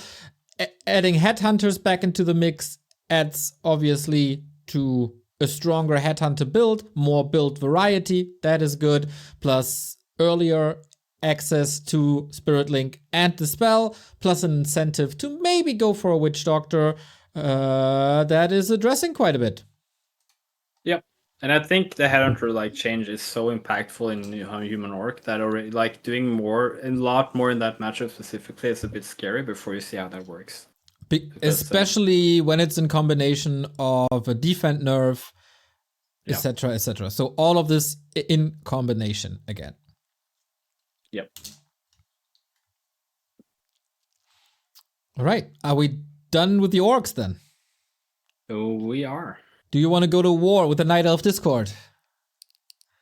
Grab the pickaxe, Dondo. Get ready. Yeah, we'll see if you want to kill me after or not. We'll see fast how to think. No, I don't want to go to war with Night Elf. I do have sympathy with Night Elf having a very rough matchup against Undead. I also think the Night Elf dominance, whatever you want to call it, against human is a bit. I mean, I think stats just show that it's a bit overstated currently. It's not as bad as it used to be, though it is. The playstyle probably makes it more frustrating with a Demon Hunter in your face the whole game. And there's also a lot of pro players being Night Elf, and the reasons for that is going to be discussed for eternity. So it's a race that has a lot of strong defenders, a lot of strong critiques, and a lot of strong feelings. So I mean, I'm ready for some strong feelings, but we'll see. All right. So to reiterate the goals real quick, help or make the early game against human a little bit harder for Night Elf, and make the late game a bit better for Night Elf against specific against the late game army. Plus, help them in the Undead matchup. That is the hope, at least, that we try to address. All right. Blizzard wants to nerf Immolation. You want to nerf Immolation. Are there any differences between you guys? Well, not really. We try to think of maybe different concepts. So we do damage cap stuff, so it doesn't. But it's a bit weird that as well, because that actually Dice was one of the people that suggested that, and I intuitively can work as a concept maybe, but it also makes it so surrounding with 8 units is a good thing against Immolation. I don't know. It's like that. Does that actually do we think Immolation should be something you split against and try to do that, or should it just be you should basically overwhelm the demon with as much units as possible? I'm not sure. I'm not agreeing with myself. What's the logical thing there? I can say that we'll see about 10. I think it could be 5. I'm not sure why we didn't test more 5 before we went straight up to 10. Some people think 10 you should be at least 10. Some people think 10 is too much. There's a bit more up and down here. I think we could have started with 5, maybe gone 10, but I think I don't think 10 either is horrible. We can test it, but I think that's some good. That's one of the things we should use that month going forward to test the simulation feel a lot weaker now, because gotta keep in mind a lot of stuff is also if Demon Hunter Immolation becomes very weak, the Demon Hunter might disappear quite out of the meta pretty fast in a lot of matchups. There's a risk reward there you have to be careful about. And I want to reiterate that there's a connection between Immolation and a possible faster build time for the Arcane Tower that was proposed before. So not only that, but also this. Yeah, and of course, if the Immolation nerf is mostly targeted towards human Night Elf matchup, right? It also affects Night Elf Undead matchup. So got to be a bit careful when trying to balance those two. It does seem to be a general sentiment that it was a bit too strong overall, so we can test the values and see where it is correctly. We do not agree though, or we do suggest to not implement the damage nerf, which I can say was my original suggestion. I can be honest about that. I don't think that's necessarily needed if you do the mana activation cost. I think we see it, especially at high level, people are getting better and better at playing against it. It has a very weird curve Immolation. It can suddenly feel super weak, eat up all the moon juice, and do nothing if you just tweak the value a bit too low. So you gotta be very careful about where you put the values. It's very difficult in general. So we suggest that you do one nerf first. You do the activation cost nerf, then see what we are after that, all the like changes are going through, and then maybe do like damage nerf. You don't need both at once. Yeah. So I think that's our logic, and most people seem to agree upon that as well. So we kept it as a do not implement. Yeah, I think it's reasonable. I think that Immolation at the moment is a good weapon against ghouls as well. Of course, as oppressive as it is against human workers, against ghouls, it's seemingly working. It's not that powerful that you can't micro against it, and it's a good help to defend DK Ghoul pushes early also into your base, which is super annoying and not really fun to watch, and probably also not too fun to play against. So I would wholeheartedly agree with you here. Yeah, and I would say like at the top level, you still see Undead's creep like while the Demon Hunter is there. So if you nerf it even more, it just makes that even easier, I guess. So yeah. Okay, then from Demon Hunter to Warden, you wanna weaken the buff of the blink. Slightly. We think maybe just a bit too big of an increase. That's what the most people said as well as like your as a feedback that you can like, make it better, but maybe a bit more cautious. Though to be said, some people also thought it was perfectly fine as is. I'm a bit like personally a bit wondering about should level 2 blink be able to dodge all damage spells basically, or coil bolt, I guess. Like a lot of those spells have 6 seconds cooldown. So with a 5-second cooldown, you can like always, if you have mana, you can always blink dodge. And if you have the skills, that needs to be said that you need skills for that. See some low-light guy, for instance, being pretty good at doing stuff like that. So kind of like yeah, I mean, it's also just a bit of maybe our more conservative approach that maybe like, do we have to do like the big thing and then see like if that makes it too strong, or can we do like a middle ground? I think it's Savorkas can correct me, but I don't think like this was the thing people felt the strongest about. That being said, so I don't think like it's a huge and like it's a thing where people have those very strong feelings. But I think it could be safer to do like a smaller change. I think Phantom Knives will anyways be more impactful overall. Exactly. Like this should be the main topic when we talk about the Warden changes that are proposed. So Blizzard wants to increase the damage cap from 455 to 567, and you have other ideas. Yeah, most players that gave us feedback have also had different ideas. I think people feel like the 7-unit scaling is a bit too strong specifically. I mean, the thing is, Warden, if you do both buffs, right? Usually, very strong AoEs also have a degree of positioning as a component.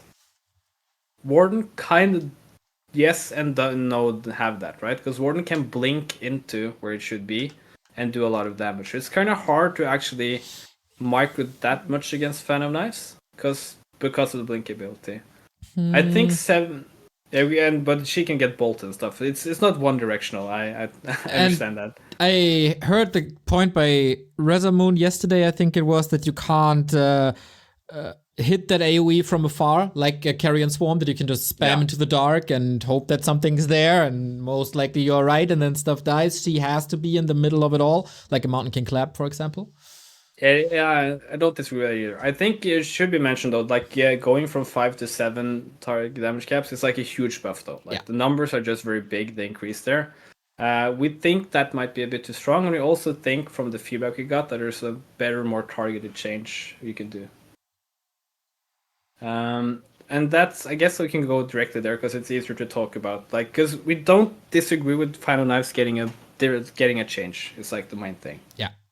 So we have 2 versions. My intuition is that the Night Elves generally feel a lot better against, in general, about version 2. But the one is just to have don't do 4 or 5, now 5, 6, 7, but do 4, 5, 6. So you still get the increase in level 3, but not by 2 targets. So it's a bit less damage buff at the end. However, a lot of Night Elves have said that this doesn't matter that much, like the number of targets, because you still won't be able to do Peasant harass as you used to be able to. Peasant and to a certain degree Acolyte harass. So the other suggestion is to increase unit cap. You make level 1 one unit stronger. Because level 1 Phantom Knives is still pretty weak, no matter what you do. Yeah. You also increase the level 3 damage by 10. So the idea here is that you then can do Phantom Knives and usually be able to one-tap peasants. So it becomes more of a powerful economical harassment tool than she is currently, where especially human players used to be very, very vulnerable to it, is now a lot less vulnerable. So yeah. I worry a bit that this leads to like peasants being one shot again, which was very oppressive and very annoying. There are counterplays to it, of course, especially with Zeppelins and stuff, but I don't know, maybe it's a bit too much, but in general, yeah, it should be stronger. I guess the question was like, it's like there's a lot of other stuff as well. I mean, Warden was always good. There were certain times where Warden felt super strong, but I felt like even before the 25 food HP buff, the 20 in altogether 20 food HP buff from peasants, it wasn't like Warden was completely dominating everything, especially at the last 10 plus HP, right? So intuitively, I don't mind this. I don't think the 10 plus damage does that much as like a damage spell in battles. I think 10 damage can work without it doing it that much. Then it's 10 damage, right? It should be okay. It's still a pretty medium AOE damage wise compared to other stuff. But what do you think would work better versus Gargs? I think that I mean probably the 5-6-7 would work better against Gargs. I think the problem that the Night Elves will say then is that do you even get there? And do you even get there if you get a tier 3 push, or do you get there if there's 2 bases? Can you harass enough to buy you the time you need to be able to fight Gargs properly? Would be the counter argument. We can probably get some Night Elf on the line after and give his peace of mind on this. Lollite is in chat, maybe he can tell us. That's true. Tell us, Lollite. Also, I think I one thing is I don't think you should do 5-6-7 and the plus 10 damage at the end. I think that's just intuitively. You do such a huge damage buff on the last level then compared to how it used to be. That just sounds a bit strong. All right. That feels like it's very hard to get it right if we have to think about if 10 damage is too much or not. Indeed. Okay, so good luck. It's good luck. Yeah, it's a difficult thing to think. I think I mean most people were not a big fan of the 5-6-7 though. I can say that. Yeah.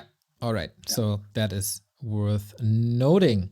POTM, Starfall, goes in line, I guess, with some other changes that you have. You want to reduce the duration to 30 seconds, but increase the potency to more damage per wave or faster waves. So I would guess the damage stays the same, but it's just a lot faster.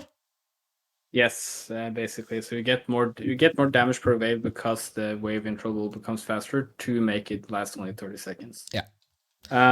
Starfall is like it's not very often used. It's pretty which is situational spell, and it can be bolted and stunned. So it's just it is a buff to Starfall. It also just like gives channeling more logical. That all last 30 seconds feels more correct in terms of the game balance, and maybe it like makes Paladin play more viable both as a hero in other matches. Probably not that much, let's be honest, to get a level 6 Paladin. But Night Elf Mirror maybe makes it more powerful again.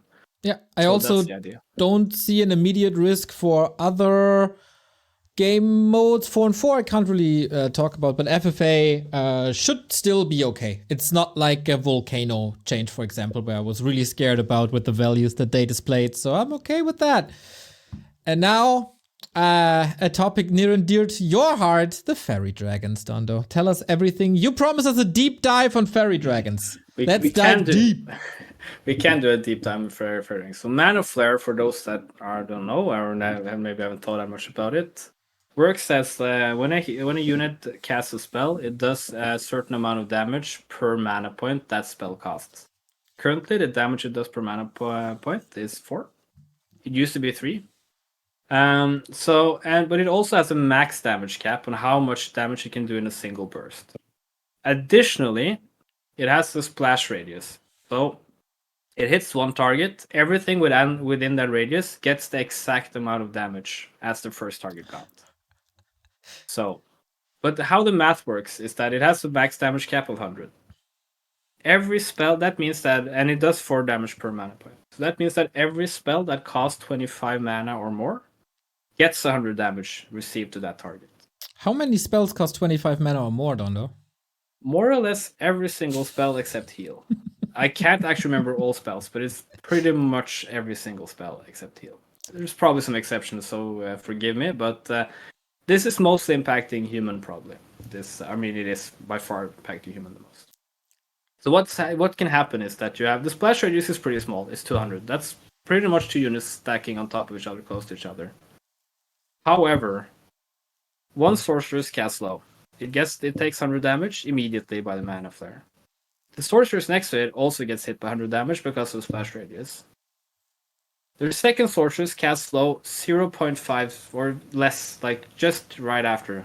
If you have 2 mana, if you have 2 Faerie Dragons, then that second man dragon, Faerie Dragon, hits that other sorceress for another 100 damage, which also transfers 100 splash damage to the first sorcerer. So in under a second, you have dealt 200 damage to 2 casters, which is pretty insane. Yeah. It's pretty strong. Yeah, it is. They did a buff to Faerie Dragon's max damage from 90 to 100 to increase mana to Faerie Dragon usage. I think this was one of the changes, as we later will see. We saw with, for instance, Ghoul Frenzy, that it wasn't apparent immediately that makes him very, very strong.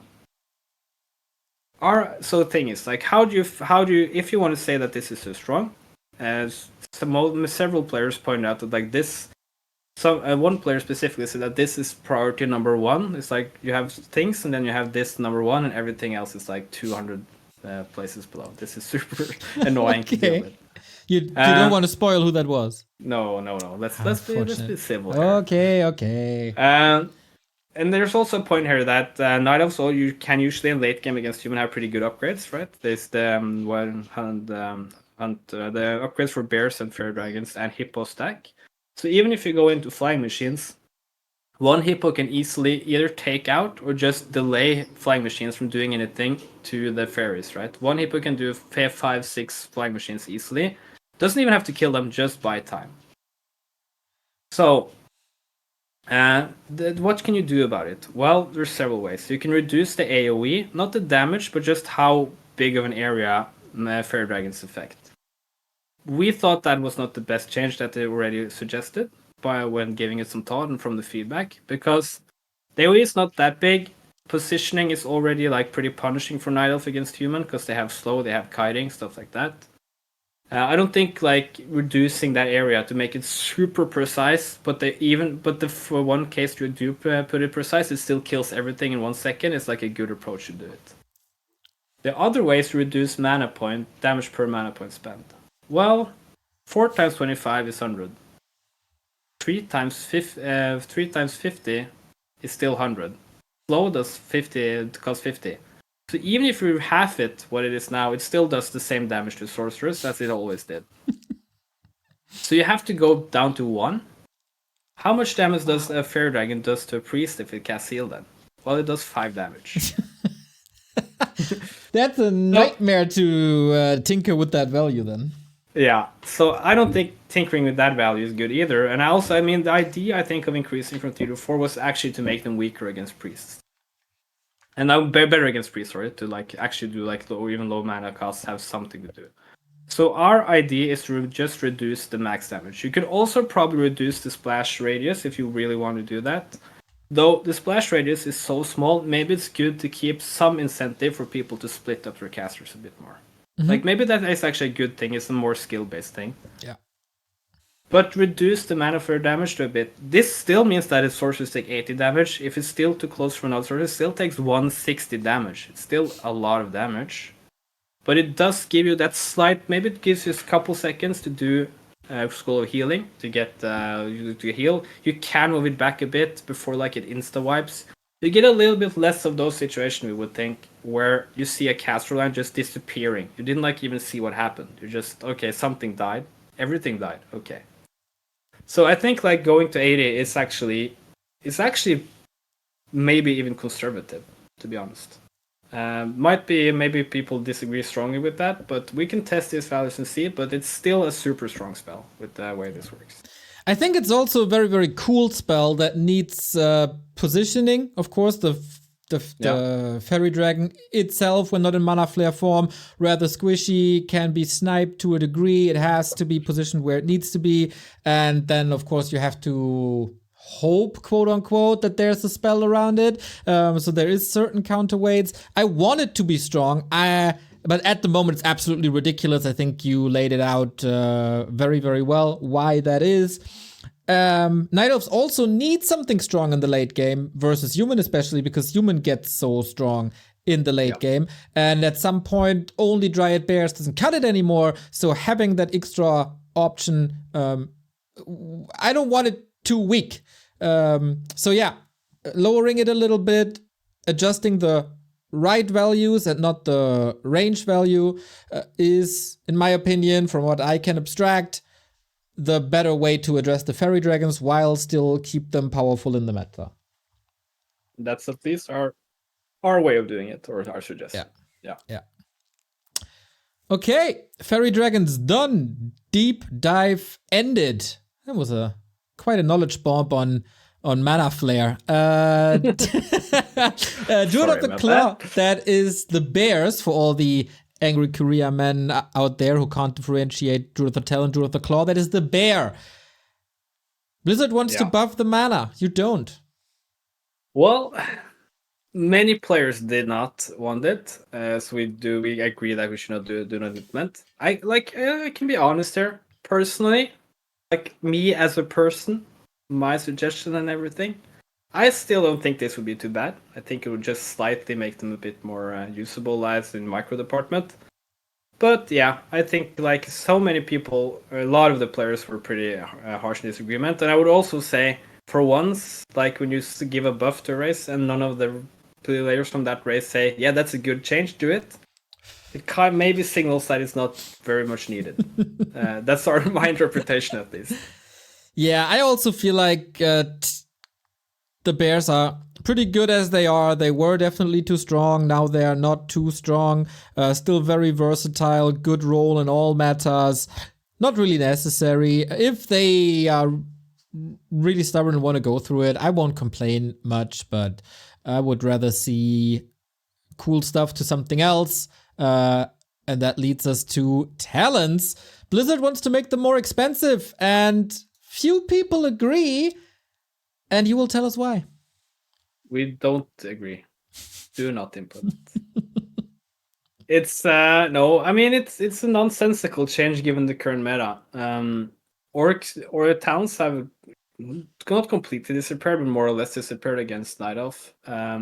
Against Undead, you rarely see them get up. They can be very powerful situationally. You saw one map, low light one against Happy with mass towns, right? And they can be very good as a supporting unit in the Undead tier 3 push.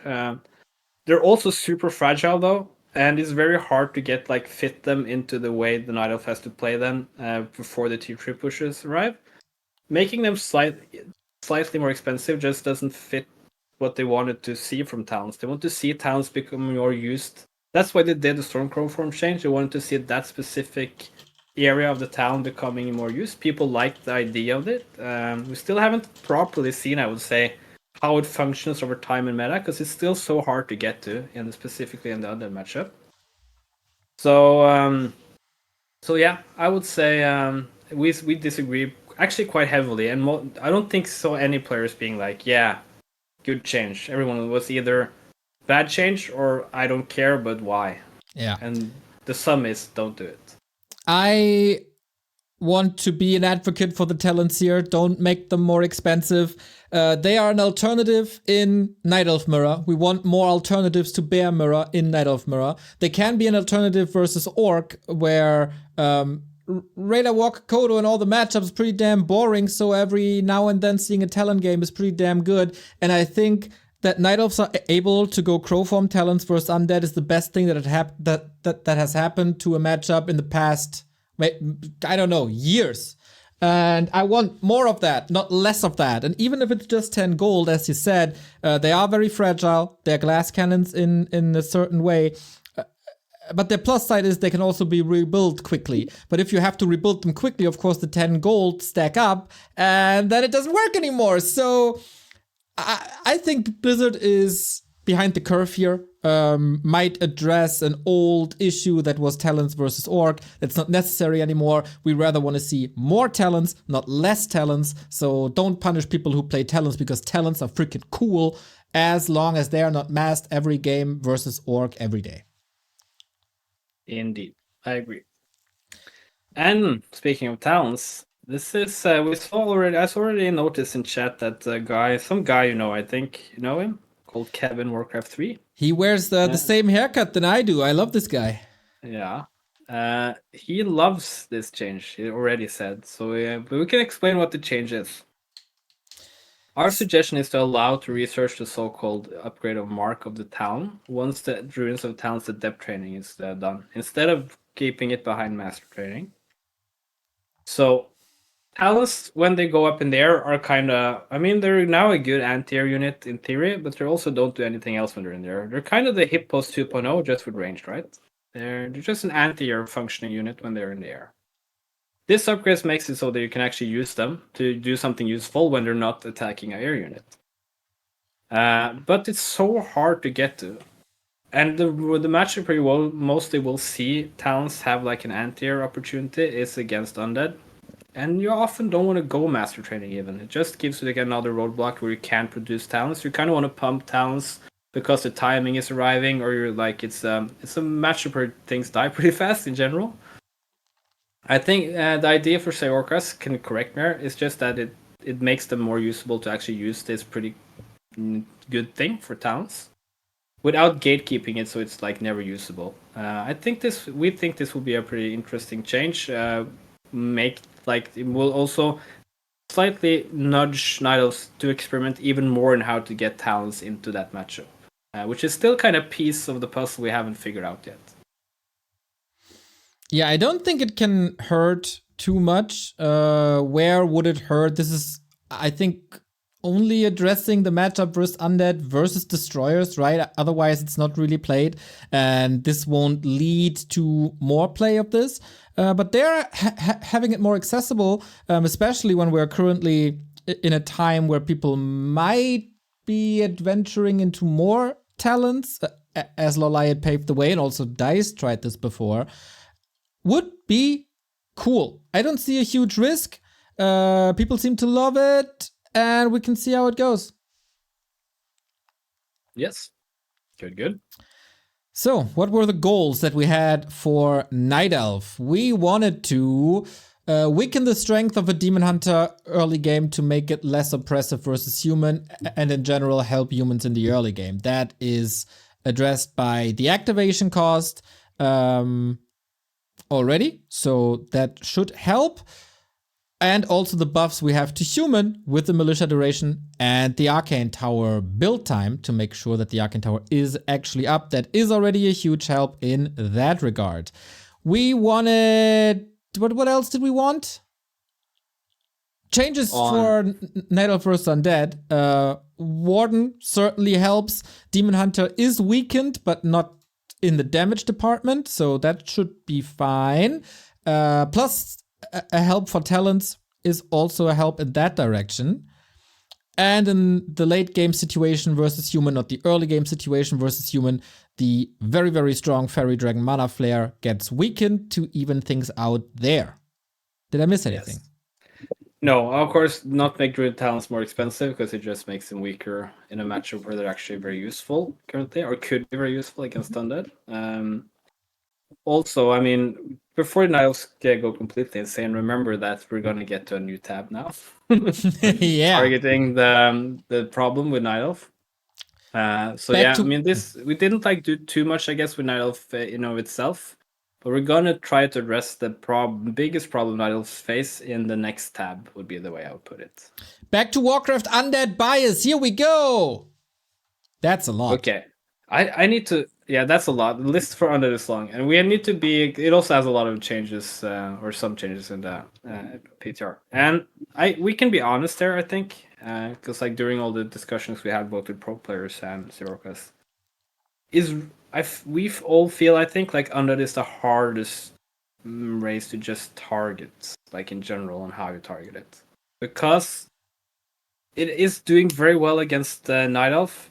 It is not doing that well against human. It's doing decent to good against Orc in tournaments.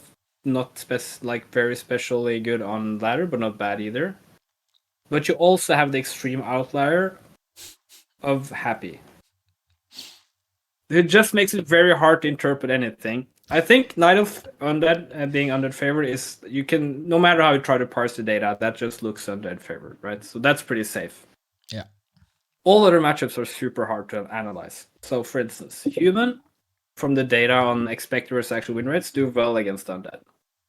However, Happy, if you look at the data from I have, Happy has an expected win rate against human on ladder. So a lot of different players, right? A lot of worse players and etc. Of around, what's the value again? Around 90%, right? I think it's like 88% or something. Happy's MMR is probably a bit lower than it should be because some people he just doesn't play. We can just say that's the polite way to say it. Mm-hmm. So he should probably be a bit higher MMR and therefore also should have a bit higher expected win rate. But let's say he is actually expected to win against the human face on ladder around 88%. His actual win rate is 95.5%. That is higher than expected. Yes. That would suggest that Undead is strong that with human. Undead is very strong against human and it's a big nerf. So that makes it very difficult. Can you just take one player's data point and say that's how it is? On the other hand, if you look at 120, who barely plays ladder anymore, his data, it's terrible because he plays. I would say it suggests he doesn't play with all of his heart on ladder the way he plays. I also want to add to that he, for example, never plays Banshees, which is arguably one of the strongest weapons you can have. So that is also a screwed data point, I guess. Yeah. This makes it so like a bit scary, right? Because we might end up nerfing Undead here in some things that might go a bit counterintuitive to the macro data. But on the other hand, it kind of is in line with Happy. Even though Happy is the better player, is the best player, maybe like the advantage looks a bit too large. Maybe it's okay-ish. I think Undead is particularly hard because, at least that's my theory, it has like a power curve when if you get very, very good, it has a very high potential of how good you can play it. Which makes it very wonky when you get to the top level of play, basically. So just like, that's a very big disclaimer, but I think it needs to be mentioned. That it is very hard to actually like interpret the balance for Undead properly. Given that, of course, Happy might be the best. I mean, he is the best player. What I'm saying, might be the best player. He's obviously the best player, I would say, by results and everything. Is he overperforming? Hard to know. Data might suggest it, might also not suggest it. It's kind of hard to know. So it is a very hard race to like properly tackle. Just like, that's a big disclaimer. Oh, finished. Disclaimer finished. People will not remember this, but good try. That's fine. That's fine. I tried. So we start at the top, I guess. So we start with the Lich then. Good friend Lich. So we suggest to reduce the slow duration on Nova. I think one thing I can say immediately, and my people like immediately think, shouldn't you just, when you talk about slow of the Undead, all the frost effects, can't you just change how much it slows? We tried, we tested, you can't. It's just very hard, like it doesn't work in the code, because every slow effect gets changed if you change one. So you have to target damage, how long it slows, stuff like that you can target. You can't actually target the percentage of slow any frost spell does. So just keep that in mind. So our idea here was to reduce the Lich's Nova ability, specifically against units. It's an internal discussion regarding several people here. If it also should reduce, should be as we should reduce how much it slows heroes. So let's just say it's an internal discussion whether that should be or not. This is a pretty conservative change, I would say, on the slow and how units is. It's 2 seconds at the end. It isn't impactful. Some people might still feel this is way too strong. But the level 3 Nova duration on slow is just very long currently. 8 seconds means that you can kite a knight army, but Human also has a lot of good counter stuff you can do against heroes, etc. So it's less impactful there than it used to be. However, against Night Elf and Hippo armies, against Gargoyle armies, it can look like you can never get your Hippos in place, basically, because they're more or less feels like they're permanently slowed, right? So the idea here is to make the slow duration last shorter on units. That's the idea. That feels right. It doesn't take all the power away of a Lich. Of course, you still have Unholy Aura that helps you with kiting. Knights are weaker. If you kite worse against them, they still would do less damage if everything comes through that you suggested before. I think this is a good change to, like, 8 seconds in general on a crowd control is a lot. I definitely agree. It is a lot. Yep. So that's like the one idea, and we can do a bit more like what other stuff we might have thought about that is not included, like general stuff. So this is like Undead's going to get a lot of attention in general. So don't worry. The second and third part are kind of buffs, but I don't think like they're impactful buffs. It's just, again, make all channeling ultimates last 30 seconds. Death and Decay is usually not that super impactful in most games. This might maybe make it a bit more question if you're going to scale it or not compared to other stuff. We suggest to make Lich's ultimate not affect undead units. You asked very correctly not to affect all friendly units. Yeah. And that, my intuition is that might be broken in team games. So it's safer not to just affect undead units. But that would mean that in mirror matches, you can't erase the enemy's base. Well, undead units, not bases. You can still damage the... okay. I mean, that would be actually pretty funny, though. 2 level 6 Liches trying to destroy each other's bases without doing damage to the units. I mean, look pretty dumb, but I've seen undeads in mirror go for Disease Cloud, so I wouldn't be surprised. Yeah. And also, just like one thing I should have mentioned even stronger in the first point is that the one thing we might be worried about reducing Nova's slow duration is against humans specifically, right? Knights. Therefore, Knights slightly weaker. Yeah. Everything is a combination of things. That would, of course, that would be a nerf to Lich. Might be justified. It is still a very strong hero. I don't hate it. Yeah, that's a start. Okay. The next 2 Cryptlord changes is from the PTR. We basically say do not implement them. We find them pretty boring, maybe not that impactful, but in the cases for most pros have said, like the really weird case where you get level 10 Cryptlord or whatever, it just gives a bunch of armor, maybe makes it unkillable, but it's so like rare anyways. We have maybe a pretty cool idea for this. We're going to show that later, I think. Okay. In practical terms. I have it ready if you want to show it now, but of course we could do it later. Do it now. We'll do a reveal now. So let's see if it actually works in code. The idea is that you get spike barricades also transfer that ability to the carrion beetles. Yeah, so the beetles get spikes, they throw damage back, and they get a tad more armor. I prepared this. Once again, shout out to the map makers Rhythm and Knecht for providing us with this. Gotta find the right scene. It's not that easy. There we go. So I prepared a game. We have a Cryptlord. He's already level 3. And here are all my beetles. And it's not that easy to see. I think we have to work on the visuals if this goes through. But they do have the spikes somewhere. Can you switch scenes? Maybe you're a bit. Maybe I'm a bit behind here, but I'm not sure. You might be behind because I switched. Oh yeah, okay, yeah, good. All right. So level 1 beetles online. I don't know if the numbers are correct here. 15%. Level 2. Okay, the tooltips aren't correct yet. Can you read the numbers for me? Yeah. I mean, it gives +1 armor now. Yeah. Yes.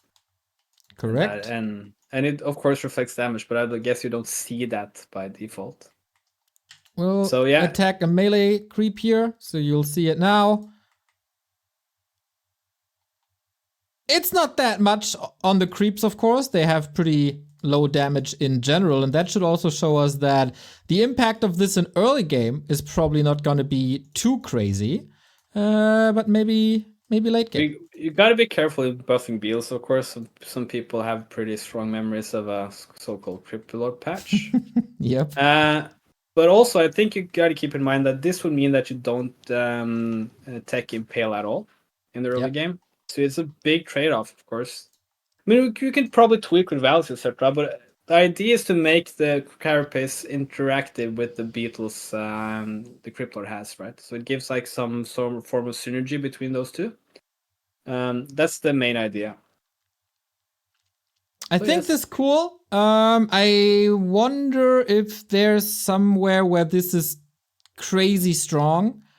I think damage reflect never really is crazy strong, but let's think about, like, you can of course counterplay it by never attacking them, but if they harass you, you have to attack them somewhere, somehow. Yeah. I heard about this today for the first time, so I didn't make up my mind too much about this. I'm not sure. I mean, me and Sorkas kind of save this as like more experimental stuff just to think about it. I don't think this should, in its current form, automatically be implemented in a patch. Sorkas might disagree here, but I think this needs a lot more testing. Yeah, I think so. But it's just an idea to do something different than, and it probably might be other good ideas as well. I also think the pure buffing the numbers of a super boring ability is the way to go. And Spike Barricades, as it is functioning now, is a super boring ability. Exactly. I think your change is a lot more exciting. I really like when two spells of a hero have a synergy like Drunken Haze, Breath of Fire. This would be the equivalent to that to a degree. So I would love to test with this. Yep, I agree. It would be cool to test. There's an elephant in the room when we talk about Undead, and especially with a lot of Night Elves in the chat, and that's the pesky Nerub Tower. They're yelling for years. They want to get rid of it, want to delete it from the game. How do you help the Night Elf cabal to fight the Nerub Tower? So, like, I have to say, like, originally I thought it would be cool to look more at how much it slows. Like, actually not the duration, but how much it slows percentage. We've already been through that. That's more or less impossible to do in code. So we have to find other ways. So for now, we're not, actually I don't think we're like 100% sure how these two changes will interact. So maybe try to test with having both. But the cooldown increased on Nerubian Tower, we already been through it, doesn't actually change that much in most situations. Yeah. It still slows long enough that you still can keep several units slowed. You can also keep one unit more or less permanently slowed. However, it is a 33% damage reduction. And now some people are saying damage reduction on the Nerubian Tower and running out of the room. But the Nerubian Towers are actually, the damage is actually pretty important for the Undead Tower Rush. Because they keep on like hitting the archers and the Demon Hunter with normal damage. And it will bleed out the Moon Wealth and just make it very hard for an idol to sustain over time. So damage nerf is actually pretty good for targeting that specific issue. I can just say this immediately, there was another suggestion that some people brought up that a lot of the Night Elves especially liked. I don't think the Undeads thought that much about it. To change the damage type from normal to magic. That comes from Razor Moon, I think. Yeah. And that makes it so it does 50% less damage against heroes than it currently does. It's better against Footman and Warden metals, Knights.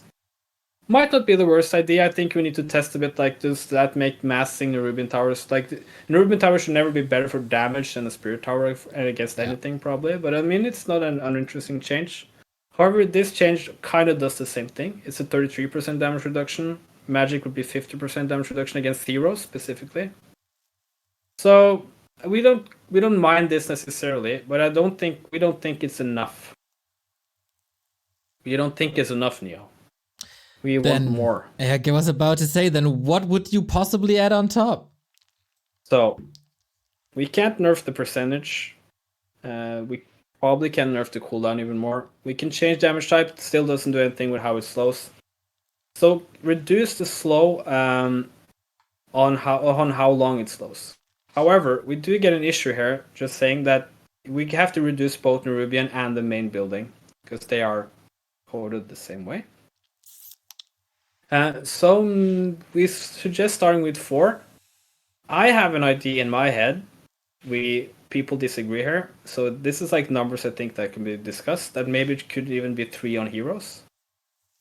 Because for me, it's common that things affect units differently than heroes, right? So that's why you always see like these numbers in Wikipedia being a number parenthesis hero level hero number. So I think it could even be 4 and parenthesis 3 for heroes to start with. But this is at least like the first iteration of our suggestion is to start with 4. If you also keep the 1.5 second cooldown, I think you need to look at how those interact, right? So it hits slower, it slows a bit less, it makes you give more opportunity to run away, maybe approach the target, you get more close to the target before you get slowed. It has a lot of synergetic effects, so you need to test it. And Nerubian Tower is, for all its proclaimed OP-ness, is of course very important for Undead, right? So if you make it too weak, you're just going to get slaughtered by Orc harass, Human harass, etc., etc. So we start with this, and we know this is like a super hot topic, so this is a thing that people should discuss a lot, I think, after. Yep, yeah. I wonder, like against Warden, Nerub Tower is obviously not a big issue because she can blink, especially with the new cooldowns pretty much at all times, so that is not really a synergy in the patch notes there. Does it make a difference? I think 1 second on a CC is pretty good. That's a good start. As we have to think about to not make Undead too fragile again, because that plagued us for like a decade, and we don't want to get to that stage again. But of course, in comparison to that, the Acolytes are already better, etc. But yeah, it feels very oppressive. Running into a Nerub Tower feels very oppressive. Helping a bit, I think, is the better way than just do the attack cooldown. Yeah. And some people have said like maybe I didn't go through. I mean, actually reworking the slow effect, like how much it slows for all frost attacks, I think is kind of impossible. Like even if you could reduce it by like a universal change for every that kind of ability, that would change so much in so many iterations. I think that's very, very difficult to do. I just say that guy straight out. I think that's very, very hard. That would take some manpower, I think, to find out how it works. Because you reduce Nova slow, you reduce Frostburn slow, you reduce Halls of the Dead slow. So, basically. Yeah. Everything gets different. Sick. Okay, interesting that it's basically the only ability that's hard-coded like that, and we can't change it. Weird. Yeah. But okay, we have to work with this, and of course we want to make it as easy as possible for the team to change stuff. So if our hands are tied, then this is what we can do, and probably this is what we should do. Something that I've been very bored by is the 9-minute frenzy push of Undead versus Night Elf. It's a very, very boring way to play and watch games. And frenzy ghouls are insanely strong. So make them weaker, Dondo. Now, do it. Yeah, we suggest a reduction both in the frenzy attack rate increase and in the research and the increase in research time. It's hotly debated internally, both within pro players and between me and Save Warcraft, whether you should do both at once or not. I'm in the camp that you can try to do both and see. I think frenzy, like the specific frenzy timing on the second, matters mostly against Night Elf. It will hurt against human as well, but I think the timing of the Undead pushing against Night Elf is super precise, right? And it hurts like a Night Elf just a few seconds maybe before they get like one more roll out of units. We also saw like in the, for instance, dice against Happy, things could probably be even more optimized, but he both like 2 times in a row got creep attacked while creeping level 5 for Warden, just making it impossible to even try to like do something in the fight after. I think this is a good change, at least the first one. Ghoul Frenzy was increased by 10% back in the day, and people still thought ghouls were bad. For such a long time. Yeah. They are super oppressive in all matchups. They're not that impressive late game against human, of course. Human is like the one matchup they can, and if Orc gets proper levels, they also fall off. But the frenzy timing against Orc is also super strong. Yeah. So like Ghouls are just a super universal, very strong unit. I think this change is in order to reduce their power slightly. For instance, with that's also the reason why we need to reduce Knights, right? Because then Ghouls are slightly weaker, then Knights also should be slightly weaker. Lich is weaker on top of that. Yep. However, I just want to say like one thing. This has been a super wanted change. We have to see how the Nerfs numbers change. I think it's slightly overrated how much this changes, though, the damage. So I don't think this is a big a nerf, both as Undead players might think. It's also not as big as nerf as maybe some other players would want. Yeah, I because agree. It only reduces the DPS by a very slight amount. It's basically like a 4 to 5% reduction in DPS or something. I don't know the numbers exactly in my head, but it's something around those lines. Yeah, this is because the attack rate change will not influence the first attack. It only affects. It's two reasons. So the DPS, I mean, that's actually like, so it is actually probably even less than percentage, right? So the percentage change is just how much, but DPS is only if you attack in infinity, right? Yeah. The first attack is instant, no matter what you do with coding and stuff. Yeah. Of course, I mean, that's just how the game works. So the DPS will only affect consecutive attacks. So it takes a bit of time before the DPS reduction comes into place or in order.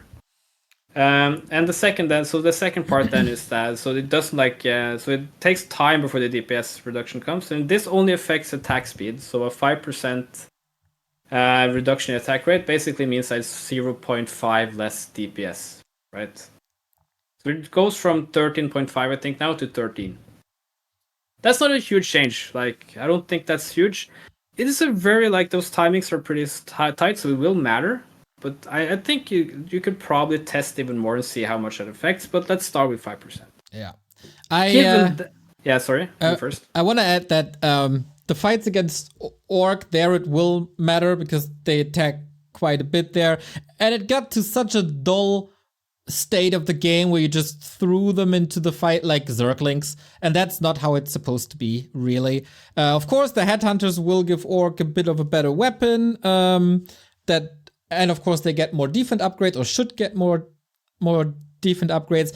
We don't want to erase Ghouls from the game entirely. They still should have their place in the game, and it's fun to see them crawling around and have an impact, but that just got really, really dull when you build the unit from start of the game to finish of the game and nothing else. So yeah, this is definitely, this has to be tackled, and it hasn't been tackled yet. So anything that weakens them is a plus in my book. Yeah, but since the DPS reduction is very small, I think, like in practical terms, that's why I also think if you really want to target the frenzy timing specifically, you probably need also to do something about the research time on the Ghoul frenzy. I would say 5 seconds is pretty modest, right? Every second where the Ghoul frenzy timing doesn't hit you is time for you to get fancy new tools, right? Like Naga Fork Lightning level 2, for example. Huge help against Ghouls. Maybe even a Farseer level 3 if you want to go that round with Chain Lightning level 2 somehow. Also huge change if you get a redo out more, and there 5 seconds can really help. I'm a bit hesitant to nerf it by 10 seconds immediately, but the double whammy in small numbers, I think that is very healthy. Yeah, we need to go. I think we need to incrementally do small values here, just so the match balance in other matchups is not completely tormented, basically, or just completely busted. Yeah. Okay, from Ghouls to Fiends. They want to increase the turn rate of Fiends to help them move around and kite a bit better and run away. You don't want that. Yeah, I mean, we actually would like a lot more feedback on this from Undead players trying to test it. Save Orcas did a lot of testing, or at least some testing on it. He felt like they moved very fast now, like turned very fast. Okay. It's also maybe even a question if certain units turn a lot faster than others, it actually might become a bit hard to control and stuff. It's not that obvious that it's just a pure buff either. So maybe we don't need to do this before we tested how just the game functions with the other changes. So that's why we say don't implement. Maybe just to keep the list a bit shorter. and keep this like in the back of our heads for something we could try later. If fiends, you want to make fiends more more so a bit less wieldy in general. Okay, I think we have we talked about Raise Dead at length. It can lead the mana reduction that Blizzard wants to do from 75 to 50 can lead to a very, very dangerous Necro Wagon push meta that will be very toxic and very unfun. We all agree they shouldn't do it. You agree they shouldn't do it. Blizzard, please don't do it. Yeah, I agree. That's the whole point, and that's like the whole system there. Like, we don't actually mind. I think we could test those under changes, but just don't make the Raise Dead mana cost lower. What about What about Cripple though? You want to keep it because there's no text on the right hand side. I think we didn't. We should have put a question mark if we didn't like it or something. No, we think that can be tested. I don't like. Okay. That seems to me hard to think that it would be very bad, but I mean, test it. See, you still have to go master, right, to do something there. Yeah. All right. This is a no-brainer. If you change Raise Dead, then do it for both. Yeah. Banshee Anti-Magic Shell was changed last time, where it got dispellable and blocked more magic. You want to revert that, and I think it's necessary. It was worth a test to help humans being able to dispel it. That didn't really work as humans completely moved away from Priest in that matchup, and it led to a super toxic and boring Undead mirror where we only see destroyers who get stronger when they dispel the anti-magic shell, and then we see even more destroyers. It is so boring, so stale, and that experiment didn't work. I appreciate that they tried, but just revert the old anti-magic shell. It's a bit weird. We revert, and we also suggest to make it then block slightly less magic damage, because I mean it used to be super powerful as another spellbow ability. It needs to be said, right? It was a 300, magic damage like removal. So spells kind of became a non-thing. You have to like go through several spells before you did anything against banshees. So our idea is the change was, I think, meant as a nerf. However, in a lot of use cases, it's a huge buff. Actually, in most cases, it's a huge buff. Because as long as human, for instance, doesn't have priests, they now just tank a lot more magic damage. Griffins are like completely impossible. Not completely impossible. It makes them a lot weaker. Same as with all other damage. But now if you have Dispel, it just becomes... If you have enough Dispel, it becomes a non-factor. It becomes very wonky, the whole thing. Magic Shell might like be an ability that could use like some sort of a bit more rework, because it is very binary just by default. But I just like the whole destroyer meta in Undead Mirror. It's not a good thing. So that's why we think like this is not good. We also don't think Magic Shell should actually, when you don't have access to the spell, should tank even more magic damage than before. It's extremely punishing if you don't have the spell. Alrighty. Shall we show the people how you want to improve the visibility for Banshee Possession? Yeah, I mean, so the reasoning here is, I guess, obvious, but it's now currently Possession. It's very hard to know like which units to target which unit, and how. And this can also help with like knowing which unit got targeted first, so it can give you like some clues on what you should prioritize. Now you kind of have to just staff the knight you think got first. It's kind of hard to know anything. This will give more room for counter micro. It's still a thing that Undead goes mass banshees against human in the late game, like pure banshee compositions. Mainly because possession is so strong against knights. We did something with knights. Maybe we can now like make banshees at least possession weaker in itself, but make it so it's more easy to do some counter micro against it with visibility. All right, the map makers went to work and implemented this. Once again, we prepared this. Let's see how this looks now. Wonder if I can get it done. Let's see. And here we go. A little tethering stream of magic. Way more visible than before. And again, not only the little dot on top. I wonder if in big fights this convolutes the battlefield with that effect and how it's positioned. But yeah, this is something that should be very healthy. Yeah. I mean, so we can find just like it's a call to our action, basically. You can do this. You can basically steal that code if it works properly, or you can find another way to do it. But just find one way. It's not impossible to make it more visible, so it gives you a more intuitive sense on how to counter micro against it. Yep.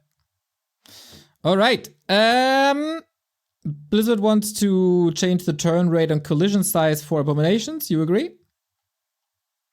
Well, I got a bit of a factual lesson here from someone that knows more about this than me, and because I think the idea when this suggestion was suggested is that like you collision sizes works but not necessarily perfectly linearly, but like it just makes it a bit smaller, and you have like values in between. It doesn't work like that. You have like values that have a medium unit is stuck between this and this value, a small unit is stuck between this and this value, and whatever value you have in between there, it keeps it like within that type of unit.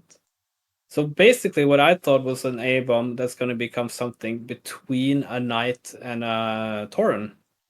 It's now just a knight in size. Yeah.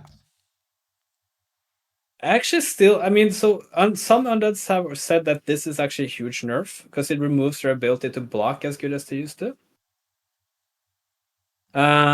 However, they also become smaller and maybe like massable and they're suddenly very strong. This needs to be super tested. I think if we're going to implement it, it needs to we need to do a lot of just like composition testing and see how it works. I don't think like it necessarily is super bad to try, and I think if you don't reduce collision size, maybe still try to keep the turn rate just to make them more movable in general. So yeah. All right. We will hopefully see this on Friday in the Weekly Cup that will once again be played on the PTR. Gargoyle prioritizability, it is very annoying because if you click the button on certain gargoyles, some are prioritized, some are not prioritized. You can't really see it if you have a group of them. Just give us a quality of life, make it like Defend, so it synchronizes across multiple units, as you said, and it's not just a 0 and 1 switch that flips everything all the time. I wonder if they can do it. I mean, I make it just copy the code from how Defend actions. I don't know, maybe they can. Just do the this. Thing is, how just can I give it like a very short explanation of how it actually like properly works now is that if you have two gargoyles, sorry, they both have to prioritize on. You add a third gargoyle to the group and you click prioritize. It switches two of them. The two that had already switches to the other way, and the one switches to the prioritize. So it's like to actually get them all in line, you have to manually click so they're all synchronized and then click the button again together. Yeah. I guess how most people do it is they use stone form, so it resets on all of them and then select if they want prioritize or not. It's really clunky. Yep. All right. A lot of people are crying for a worm buff or make worms more accessible. And you do that by shaving off 25 gold from the boneyard in 5 seconds from worm build time.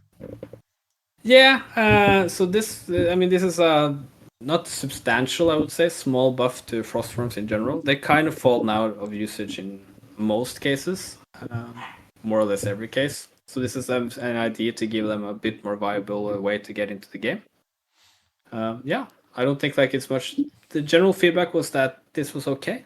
Like I would say a lot of people didn't have strong opinions, but most people thought it was an okay change. I think it's still rather boring, but I mean, we said this before. Conservative patch notes here. If we can experiment and get the green light to experiment, there's certainly something we find that helps them. Last point on the very long list. Make first corpse spawn 5 seconds after graveyard completion. So one like true Remo patch note, no? Like that's survival this way. I think so. So now it takes, is it 15 or even longer? I can't actually remember in my head. Seconds when you build a graveyard before the first corpse spawn. This would just help with builds, maybe especially Fiend builds, but in general, so you can use the rod faster just makes it streamline better with buildings instead of having to like accidentally camp outside of graveyard for eternity. So yeah. All right, we're done. 2 hours, 30 minutes. That's the patch. Did we accomplish all our goals? I think people say no. I think that's like okay. That's perfectly okay. This is not. I have to reiterate. This is like based on a lot of feedback, and people disagree with each other there. This is not meant to be perfect, but it's meant as a framework on how you can approach stuff. Try to like make suggestions towards a goal, get feedback, and also be open that no new feedback that comes after that might like be terrible. Or not be the feedback can be terrible. Feedback, people cannot like your suggestions. The feedback can also be terrible. Let's just say it like that. But yeah. So I think we I feel like we have like this given our best. There's a lot of stuff we already know that like we're unsure about. Maybe stuff that we haven't targeted properly, etc. So yeah, that's like we have to be humble here as well. We're not thinking this is like a perfect solution to anything. Well, I named the stream Blizzard, this is how you do a patch. So you better be perfect with what you do here. Put my name on the line. Okay, sorry, it's perfect. It's perfect. Okay. So let's take a look at the goals and how this is accomplished. Make humans slightly less susceptible to early game and mid game harass from Night Elf, and slightly tune down the power of certain elements of Night Elf late game army versus human specifically, without weakening Elf substantially in other matchups. So again, Arcane Tower, Militia will definitely help with that. Also a bit with the Archmage HP. Plus on the other side, Night Elves get their Immolation nerfed a bit, and the Mana Flare max damage reduced. So this is all working towards this goal. Tune down the tier 3 power spike of human to compensate for a slightly more streamlined and easy early game, especially against Undead. That is first and foremost addressed by removing Sundering Blades, and to a degree weakening the Arcane Tower in its effect, and of course say no to the Mountain King and Paladin buffs. Yep. On the Undead side, there is a little bit of suffering with the Nova being weaker, with the Nerubian being weaker, with Frenzy being weaker.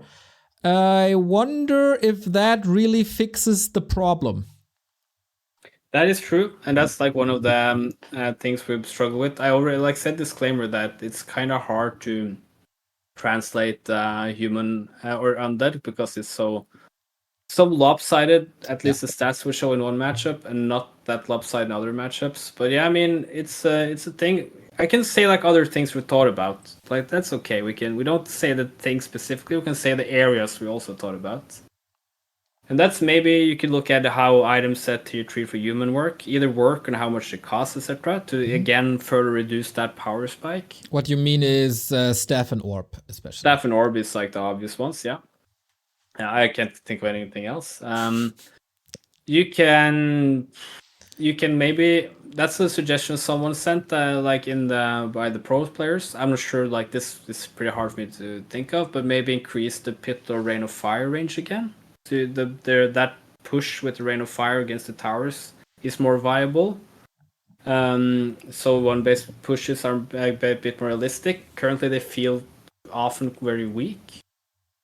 That's like a couple of things. There's probably a lot more you can target that we haven't thought about. But we can be open that the human versus undead and undead versus night elf in tandem, also against orc, is a bit hard of a tangle to fix properly. It also is the difficult, of course, that even though Happy had a hard fought series against 42 in the cup, his latter performances would suggest that he's very strongly overperforming against human, which can mean something or mean nothing. Increasing the overall potency of Orc very slightly, mostly targeted towards early game harassment versus human. They get more HP on the Headhunter. They get cheaper upgrades for later. So that is the harass potential. This is the slight increase in power levels. Defend is weaker. That also helps them while not making anything OP because of Militia and Arcane Tower. And also the Ghoul Frenzy is nerfed, which definitely helps them as well. I think this has been accomplished.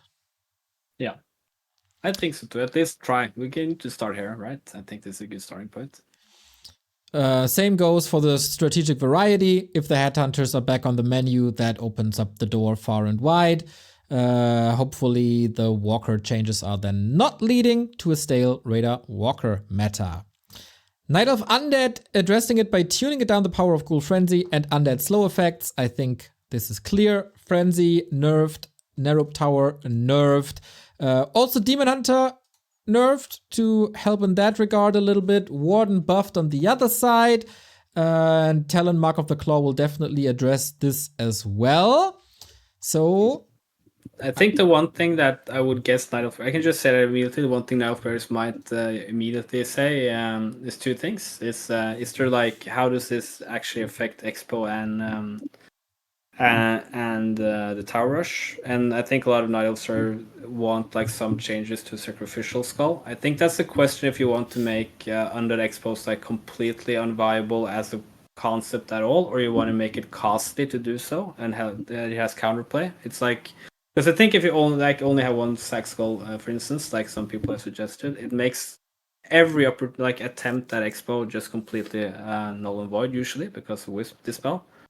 That might be a good solution. I think it might be a bit too it limits the play style of Undead even more. But I do also think like we need to make Undead Expo against Night Elf costly.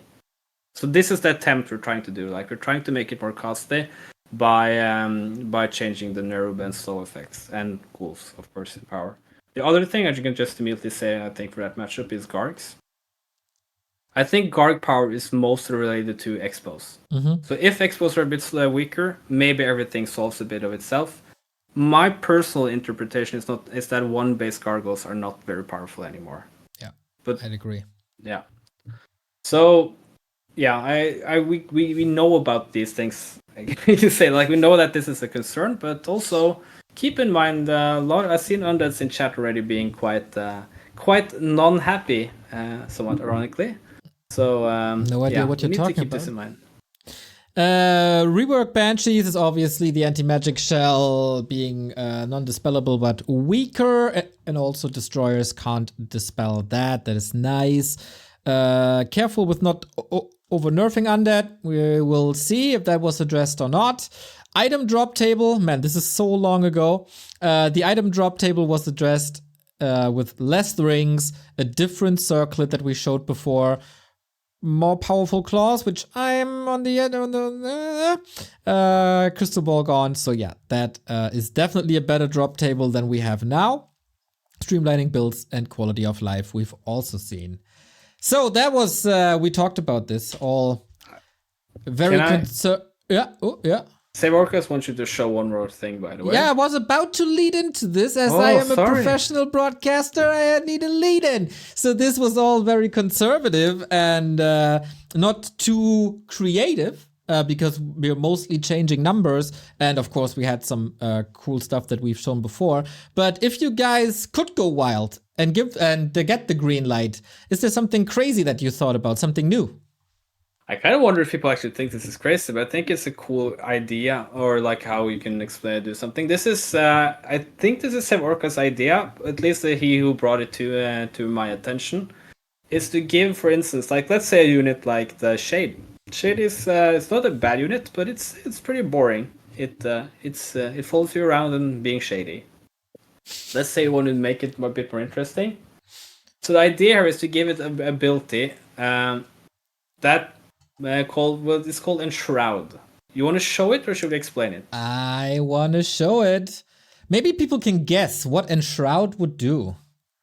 Guess the name gives it away a little bit, but I prepared this. We got a Shade, and if you're an Undead player, you know this icon is new. Enshroud. Makes the unit invisible, but destroys the caster's body. If the unit attacks, uses an ability, or casts a spell, it will become visible. Lasts for 2 minutes. There we go. Invis Crippy right there. That would be a new tool with an existing ability, I guess? Or is that created? I'm not too sure what the Mad Makers did. But yeah, this is something one could do to a rather boring unit.